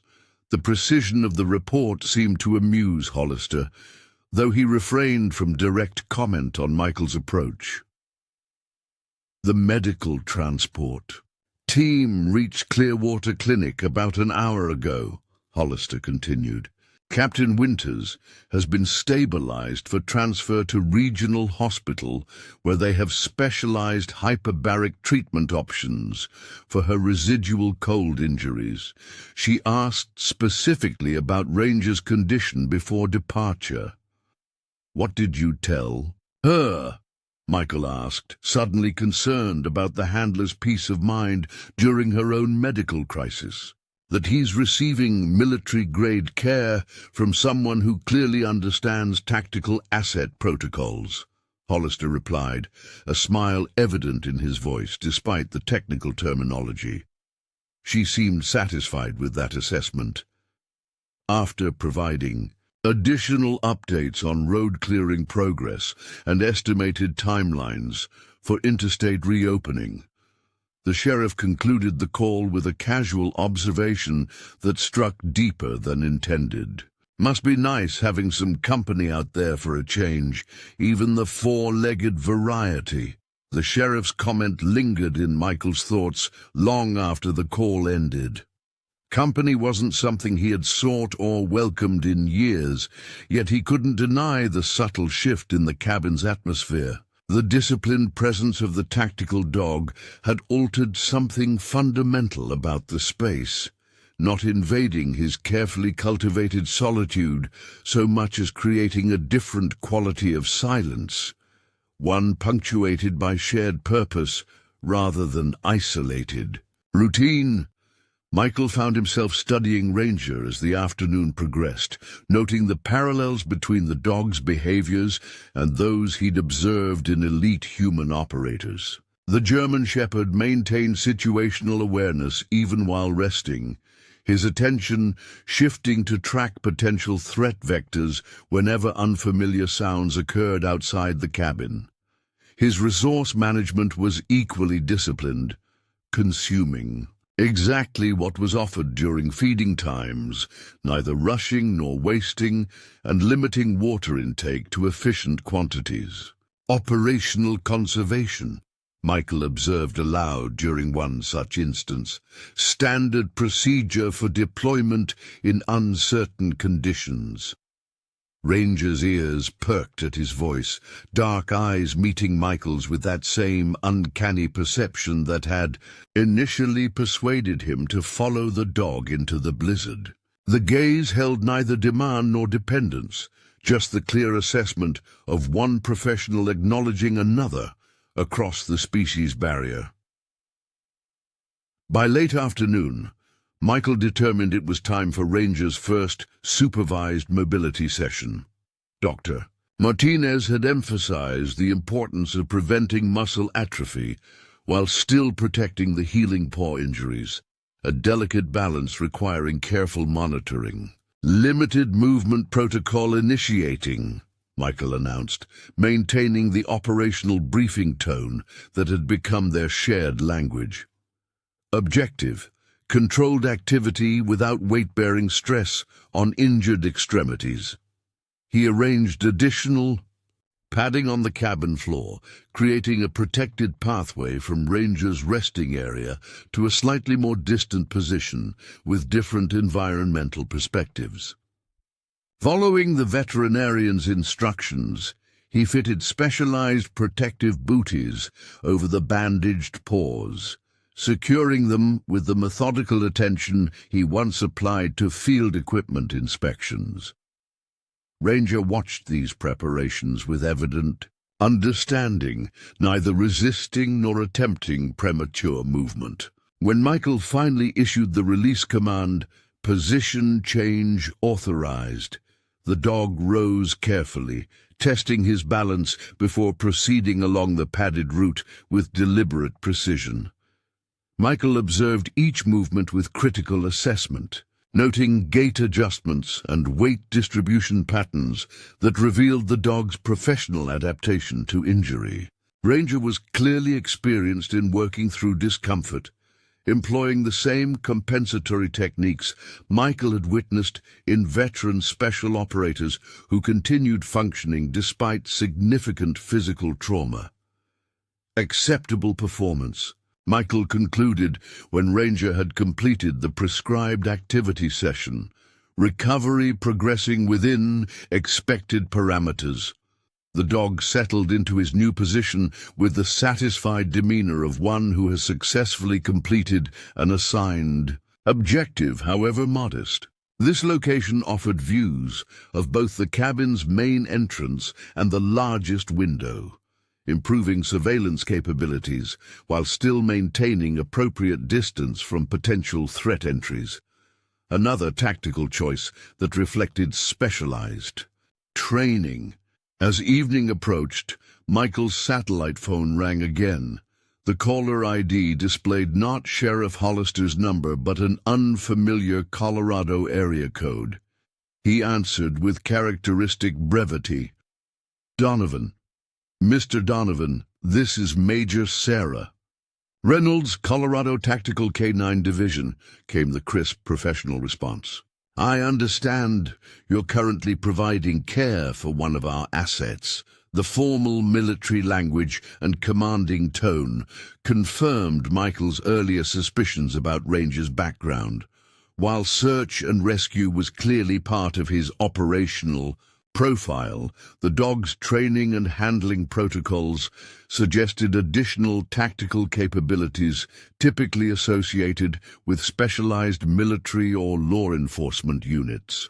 "Affirmative," Michael replied, automatically shifting to the more structured communication style of his former profession. "Asset is stable, receiving prescribed medical care, and displaying appropriate recovery indicators." A brief silence followed, as if his response had provided more information than just the words themselves. When Major Reynolds spoke again, her tone had subtly shifted from formal inquiry to professional acknowledgement. "You have military background," she stated, rather than asked. "Former Marine Corps, Special Operations," Michael confirmed, seeing no reason to withhold information she had clearly already deduced. "That explains Captain Winter's assessment," Reynolds noted. She reported that Ranger had selected an appropriate temporary handler with compatible operational understanding. The phraseology was telling. Not that Michael had rescued the dog and his handler, but that Ranger had specifically chosen him. From potential options, the distinction revealed how these specialized units viewed their canine partners not as tools, but as operational decision-makers with legitimate assessment capabilities. Ranger's Colorado transport team is currently estimating arrival tomorrow afternoon, assuming interstate conditions continue to improve, Reynolds continued. "In the meantime, I'd like to brief you on several aspects of his care that may not have been covered in the emergency handoff. What followed was a detailed technical discussion that confirmed the German Shepherd's exceptional status. Reynolds covered specialized behavioral indicators, stress management techniques, and recovery protocols, specific to dogs with tactical deployment histories. Throughout the conversation, she used terminology consistent with elite military units rather than civilian search and rescue operations. One final note, Reynolds added as the briefing concluded. Ranger has been operating continuously for approximately 72 hours, including his initial search mission, the attempted evacuation of the child, and his independent assistance acquisition journey. While his physical injuries are receiving appropriate attention, be aware that tactical K9s can experience delayed stress responses similar to those documented in human operators following extended high-intensity deployments. Combat exhaustion, Michael stated, recognizing the carefully neutral description of what his generation of soldiers had experienced firsthand. Precisely, Reynolds confirmed. These dogs push beyond normal physiological and psychological limits when operational requirements demand it, but there's eventually a decompression phase. Given his bond with Captain Winters and the traumatic nature of their separation during critical conditions, Ranger may experience heightened anxiety or vigilance patterns as his physical condition stabilizes.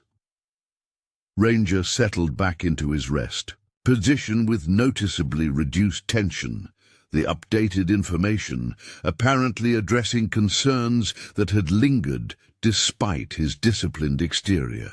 Michael recognized the pattern from his own military experience, the visceral relief of confirmation that separated team members were alive and that reunion protocols were in place, regardless of how professionally one had been managing the uncertainty. As the scheduled arrival time approached, Michael found himself conducting increasingly unnecessary cabin maintenance tasks, checking systems that had been recently verified, organizing supplies already in proper order, reviewing security feeds with excessive frequency. The behavior was familiar from pre-mission protocols, a ritualized management of anticipatory tension through constructive activity. What he was anticipating, however, remained unclear even to himself. The Colorado team's arrival would mark the successful completion of his temporary assignment, returning Ranger to his proper professional handlers and concluding Michael's involvement in the extraordinary sequence of events that had begun with a desperate dog appearing at a gas station during a blizzard. This return to normal operational parameters should have represented relief, a restoration of the isolated routine he had constructed so carefully. Yet as he completed preparation for the handoff, Michael found himself uncharacteristically attentive to details that went beyond practical necessity, ensuring Ranger's appearance and condition would reflect positively on the care he had received. During the temporary assignment, the Colorado team arrived with military precision exactly at the scheduled time, their specialized vehicle navigating the cleared but still challenging access road with professional competence. Michael observed their approach on his security feeds, noting the tactical efficiency with which they established initial perimeter assessment before approaching the cabin directly. Two handlers emerged from the vehicle, their movements and positioning communicating more about their backgrounds than any identification could have provided. They maintained optimum distance from each other while approaching, close enough for coordinated action, far enough apart to prevent a single incident from compromising both operators. Their scan patterns covered overlapping sectors with practiced thoroughness, while their hands remained positioned for immediate access to concealed equipment if necessary. Special operations backgrounds Michael assessed privately, recognizing the distinctive movement patterns that transcended specific branches of service. These weren't simply dog handlers, but tactical specialists with advanced training, further confirming Rangers' status within a specialized unit that operated beyond conventional search and rescue parameters. When they reached the cabin door, the lead handler knocked with the distinctive pattern of professional courtesy, firm enough to be clearly heard, measured enough to avoid appearing aggressive. Michael opened the door immediately, having prepared for their arrival with the same operational readiness he had once applied to unit transfers in the field. Michael Donovan, he identified himself without extending his hand, recognizing that these operators would appreciate direct communication over social niceties. Lieutenant James Cooper, the lead handler, responded with equal efficiency. "This is Sergeant Maria Vasquez. We're here for Ranger." Their tactical vests bore no obvious unit insignia, but several subtle markers confirmed Michael's assessment of their specialized status. Communication equipment more advanced than standard search and rescue would utilize, modified tactical pouches consistent with specialized mission profiles and the distinctive wear patterns of gear subjected to intensive field operations rather than occasional deployment. "Asset is stable and prepared for transport," Michael reported, stepping aside to allow them entry. "Medical supplies and documentation are packaged according to transport protocols." Cooper's expression revealed momentary reassessment, clearly noting Michael's military terminology and procedural knowledge. "You have service background," he stated, rather than asked, the observation identical to Major Reynolds during their phone conversation. "Marines, Special Operations," Michael confirmed briefly, seeing no advantage in elaborating further. A look of professional recognition passed between the two handlers. "That explains a few things," Cooper commented. "Major Reynolds mentioned you were providing care consistent with tactical asset protocols rather than standard civilian procedures."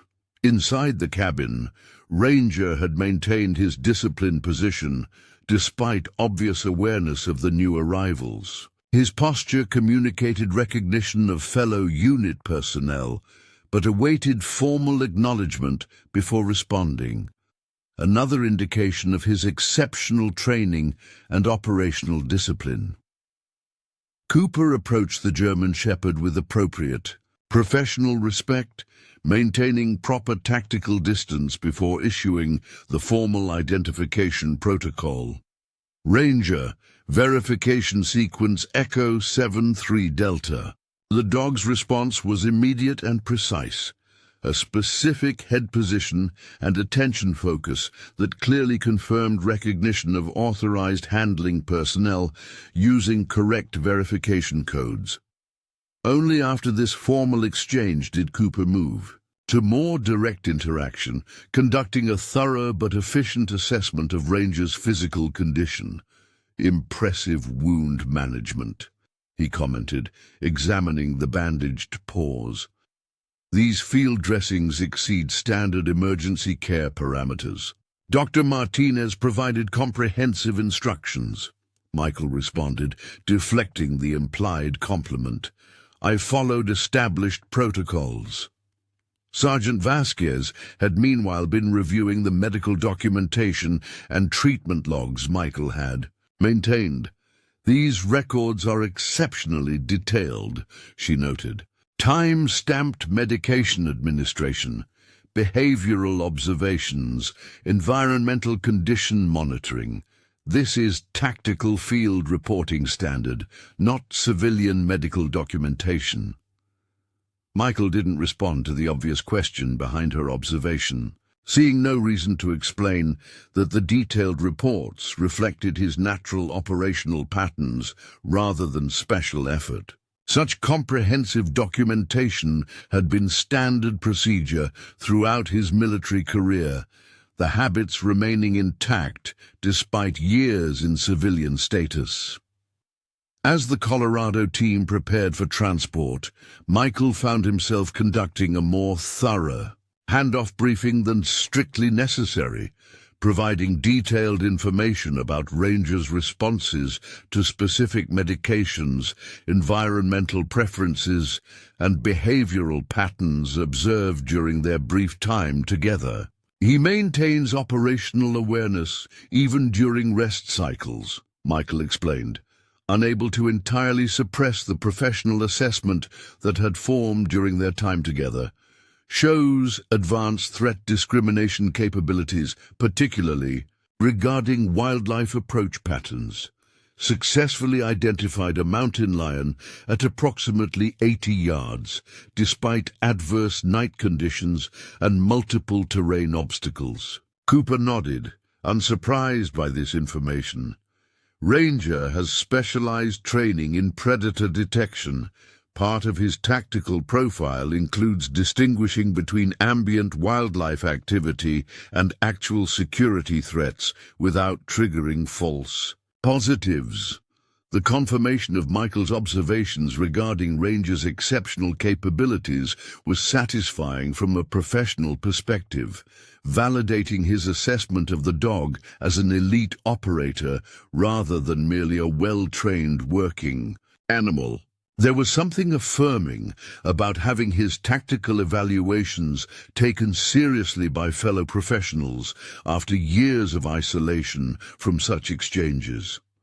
One more thing, Michael added, as they completed the formal transport preparation. He responds positively to operational briefing language during routine activities. Maintains better focus with regular status updates and mission-oriented terminology than with standard commands alone. Sergeant Vasquez exchanged a knowing look with Cooper before responding. That's consistent with his training protocols.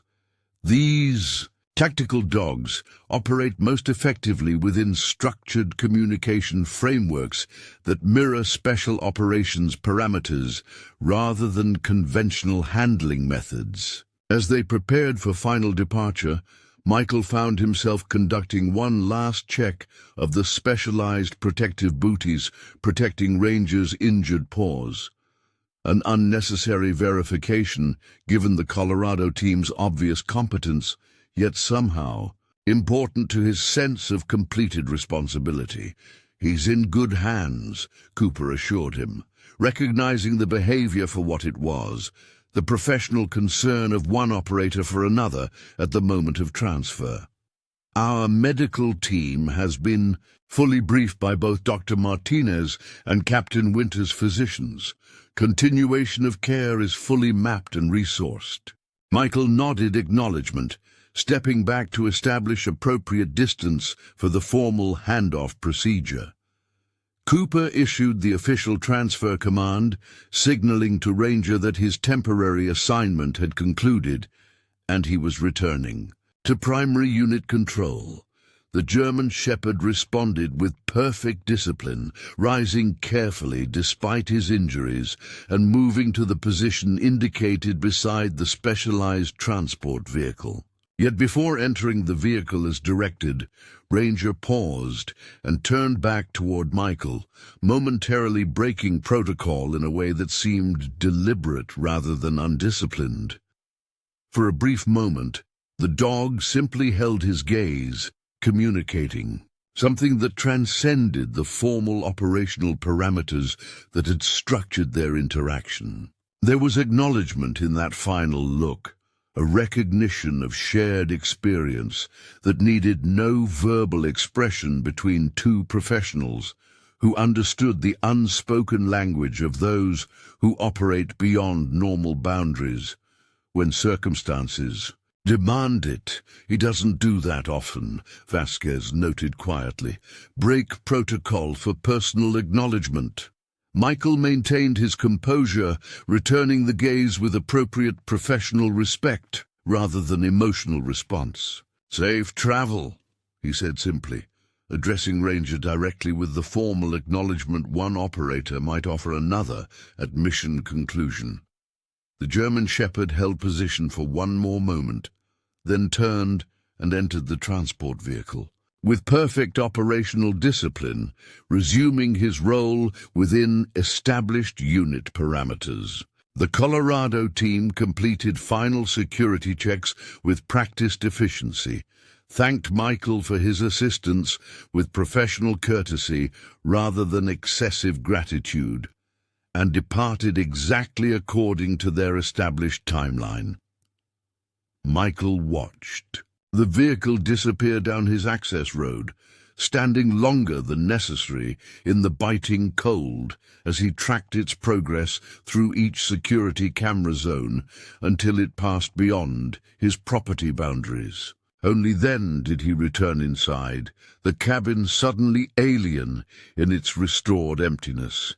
The absence was immediate and pervasive, not simply the physical presence of another living being, but the purposeful energy that had temporarily transformed his isolated space into an operational environment.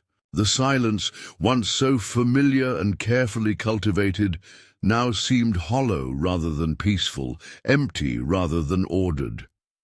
With methodical precision, Michael began restoring the cabin to its previous condition, removing the specialized bedding he had arranged near the wood stove, returning furniture to original positions and adjusting environmental systems back to their standard conservation settings. Each action was performed with the same focused attention he applied to all tasks, yet a strange resistance accompanied the process, a reluctance he couldn't entirely identify or explain. As he worked, Michael found himself continuing the operational commentary that had become habitual during Ranger's presence, the running status updates emerging automatically despite the absence of his attentive audience. Returning environmental controls to standard parameters, adjusting security scan intervals to normal frequency, re-establishing baseline operational conditions. The behavior was irrational given the circumstances, yet he couldn't immediately suppress the pattern that had formed so naturally over their brief shared deployment. It was as if some part of him was reluctant to acknowledge the return to isolated status, clinging to the operational rhythms that had temporarily connected him to another living being after so long alone. Sheriff Hollister's call that evening seemed almost precisely timed to interrupt Michael's unsettled thoughts, the satellite phone's distinctive ring providing welcome distraction from uncomfortable self-examination. A transport team reported successful arrival at their facility, Hollister began without preamble, correctly assuming Michael would appreciate direct information over social preliminaries. Ranger's condition has been assessed as stable and improving. Their medical team concurred with all treatment protocols you implemented. Michael acknowledged the information with his usual brevity, though he found himself uncharacteristically relieved by the confirmation of Ranger's safe arrival, and continued recovery. The concern surprised him, a level of investment in another's welfare that had become foreign during his years of deliberate disconnection. "There's more," Hollister continued. "Captain Winters is showing significant improvement at Regional Hospital. Doctors are optimistic about full recovery, though her rehabilitation timeline remains extended. She specifically requested I pass along her personal thanks for your care of Ranger. Said something about tactical asset protocols being properly implemented during emergency reassignment. The formal military phrasing clearly amused the sheriff, though he delivered the message without commentary. Michael simply acknowledged receipt of the information, uncomfortable with both the gratitude and Hollister's evident interest in his reaction to it. "One last thing," the sheriff added before Michael could end the call. "Regional Hospital is hosting a recognition ceremony next week for everyone involved in the rescue operation. The governor's office is sending a representative, and several media outlets have requested coverage. They've asked me to extend a formal invitation for your participation." The mere thought of such an event, public recognition, media attention, forced social interaction with strangers, triggered an immediate visceral rejection in Michael. His years of isolation hadn't been random, but deliberately constructed, a protective barrier between himself and a world he no longer knew how to navigate without the structured parameters of military service. "Not possible," he responded automatically, the refusal emerging with perhaps more force than intended. Hollister seemed unsurprised by the response. "Figured that might be your answer. Told them you're not one for public ceremonies, but I promised I'd pass along the invitation regardless." After a brief pause, the sheriff added with casual precision, "Captain Winters will be attending despite her medical condition. Apparently she's quite determined to publicly acknowledge Ranger's extraordinary performance and the role you played in ensuring both her survival and the child's." The additional information created an unexpected complication in Michael's reflexive refusal. The professional acknowledgement of a fellow operator carried weight that civilian recognition did not, creating an obligation he couldn't entirely dismiss despite his aversion to public exposure. "I'll consider it," he finally conceded, the words emerging reluctantly. Hollister's tone suggested he recognized the significance of even this minimal concession. "Fair enough. Let me know if you need any logistics support should you decide to attend. Roads should be fully cleared by then, but winter conditions remain unpredictable this time of year." After ending the call, Michael found himself uncharacteristically restless, the cabin's familiar confines suddenly constraining rather than comforting. The strange dissatisfaction drove him outside, despite the bitter cold, his booted feet crunching through the crusty snow as he conducted an unnecessary perimeter check in the gathering darkness. The exterior security lights illuminated his path with harsh clarity, casting long shadows across the pristine white landscape that stretched between his property and the distant tree line. No mountain lion appeared tonight, the surrounding wilderness empty of visible movement, as most creatures remained sheltered from the punishing cold. Yet as Michael completed his circuit, he found himself automatically checking the snow for tracks, scanning the forest edge with tactical assessment patterns, and mentally cataloging potential approach vectors, the same security protocols he had employed when responsible for Ranger's safety.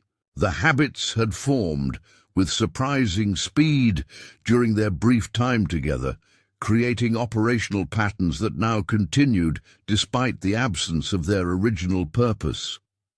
Back inside, the restored silence of the cabin seemed to demand acknowledgement, its emptiness a presence rather than an absence. Michael had spent years cultivating this isolation, deliberately structuring his life to minimize contact with a world that no longer made sense without the clear mission parameters and unit cohesion of military service.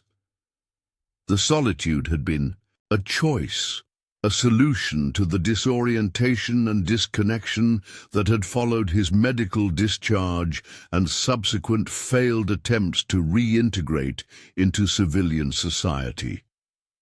Yet something had shifted during the brief disruption of his carefully constructed isolation. The operational partnership with Ranger, temporary and limited though it had been, had temporarily reconnected him to patterns of existence that predated his withdrawal, reminding him of capabilities and purposes long suppressed beneath layers of protective distance.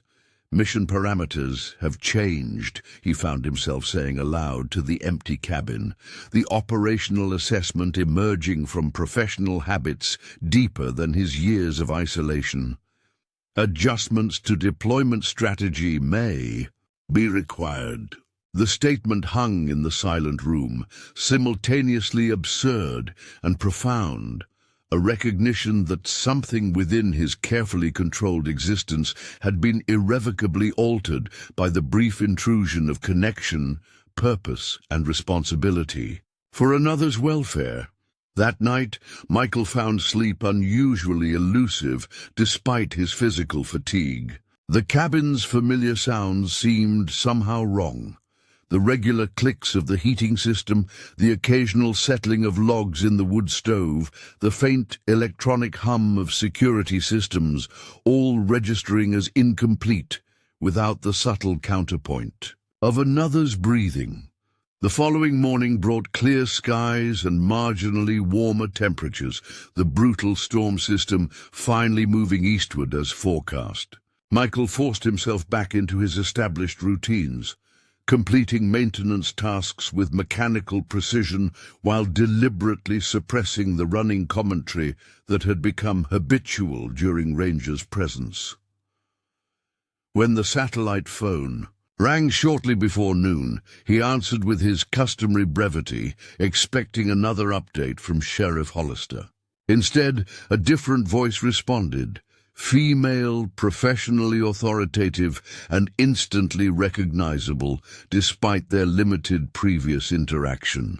Mr. Donovan, this is Major Reynolds, Colorado Tactical K-9 Division. I'm calling with an update on Ranger's condition and to discuss a matter of potential interest. Michael acknowledged her identity with military courtesy, automatically shifting to the more formal communication patterns appropriate for interaction with a superior officer despite his civilian status. Major Reynolds seemed to note this adjustment, her own tone reflecting professional recognition of shared operational background. Ranger's recovery is proceeding efficiently, she reported. Medical assessment indicates all treatment protocols you implemented were optimally effective. Our veterinary specialists have noted that his condition significantly exceeds expected parameters given the severity of his injuries and environmental exposure. He's exceptionally resilient, Michael responded, the assessment based on his direct observation rather than emotional attachment. Maintains functionality well beyond standard tolerance thresholds. Indeed, Reynolds agreed, that operational resilience is precisely what I wish to discuss with you. Our after-action analysis of the rescue incident has identified several significant factors that merit further consideration. The formal phrasing immediately triggered Michael's tactical awareness, recognizing that this conversation had a specific purpose beyond simple medical updates. Reynolds continued with the direct approach typical of Special Operations Command personnel. Captain Winters has provided a comprehensive incident report that highlights Ranger's selection process when seeking emergency assistance during critical conditions. Her assessment, confirmed by our behavioral analysis team, indicates that Ranger's approach to your vehicle at Miller's gas station was not random, but deliberately targeted. Michael had suspected as much from his own observations of the dog's behavior, but hearing it confirmed by professional analysis added another dimension to their brief interaction. Targeted based on what criteria? He asked, professional curiosity overriding his usual reticence. That's what makes this particularly interesting, Reynolds replied. According to our analysis, Ranger bypassed 3 other individuals at or near the gas station, including a uniformed security officer who would conventionally represent a more obvious assistance resource. He specifically identified you as an optimal temporary handler despite having no prior contact or scent familiarity. The implications of this assessment hung in the silence between them. The remarkable ability of the tactical dog to identify compatible operational capabilities across species barriers, recognizing in Michael something essential that transcended obvious external indicators. These tactical canines undergo specialized training in handler selection during emergency protocols, Reynolds explained. They're conditioned to identify specific behavioral and physiological markers, indicating individuals with tactical training, stress management capabilities, and decision-making patterns compatible with emergency operations. Essentially, they're trained to recognize operators even in civilian contexts. The recognition that Ranger had specifically selected him based on detected operational capabilities rather than convenience or random chance created an unexpected resonance in Michael. The sense of being truly seen by another being after years of deliberate invisibility. The dog had identified something essential in him that remained intact beneath layers of isolation and withdrawal, some core operational identity that continued to exist despite his retreat from active service. "There's more," Reynolds continued after allowing a moment for this information to register. "Captain Winters has submitted a formal request related to Ranger's ongoing care during her extended recovery period." Michael waited, sensing the conversation's true purpose approaching. Her rehabilitation timeline indicates at least 6 weeks before she can resume full handling duties, Reynolds explained. "Standard protocol would assign Ranger to another handler within our unit during this period, but Captain Winters has specifically requested an alternative arrangement. She has formally recommended you as Ranger's temporary handler during her recovery process." The proposal landed with unexpected impact, disrupting Michael's careful equilibrium more effectively than any conventional suggestion could have. After years of meticulously maintaining separation from commitments, responsibilities, and connections, he was being offered temporary guardianship of an elite tactical asset, a role that would necessarily reconnect him to operational systems, professional networks, and purposeful engagement he had deliberately abandoned. "That's not," he began automatically, the reflexive rejection forming before conscious consideration could intervene. "I'm not qualified for that assignment." "Interestingly, our assessment indicates otherwise," Reynolds countered smoothly. "Your military background, demonstrated emergency response capabilities, and Ranger's own selection behavior suggest optimal compatibility for temporary reassignment.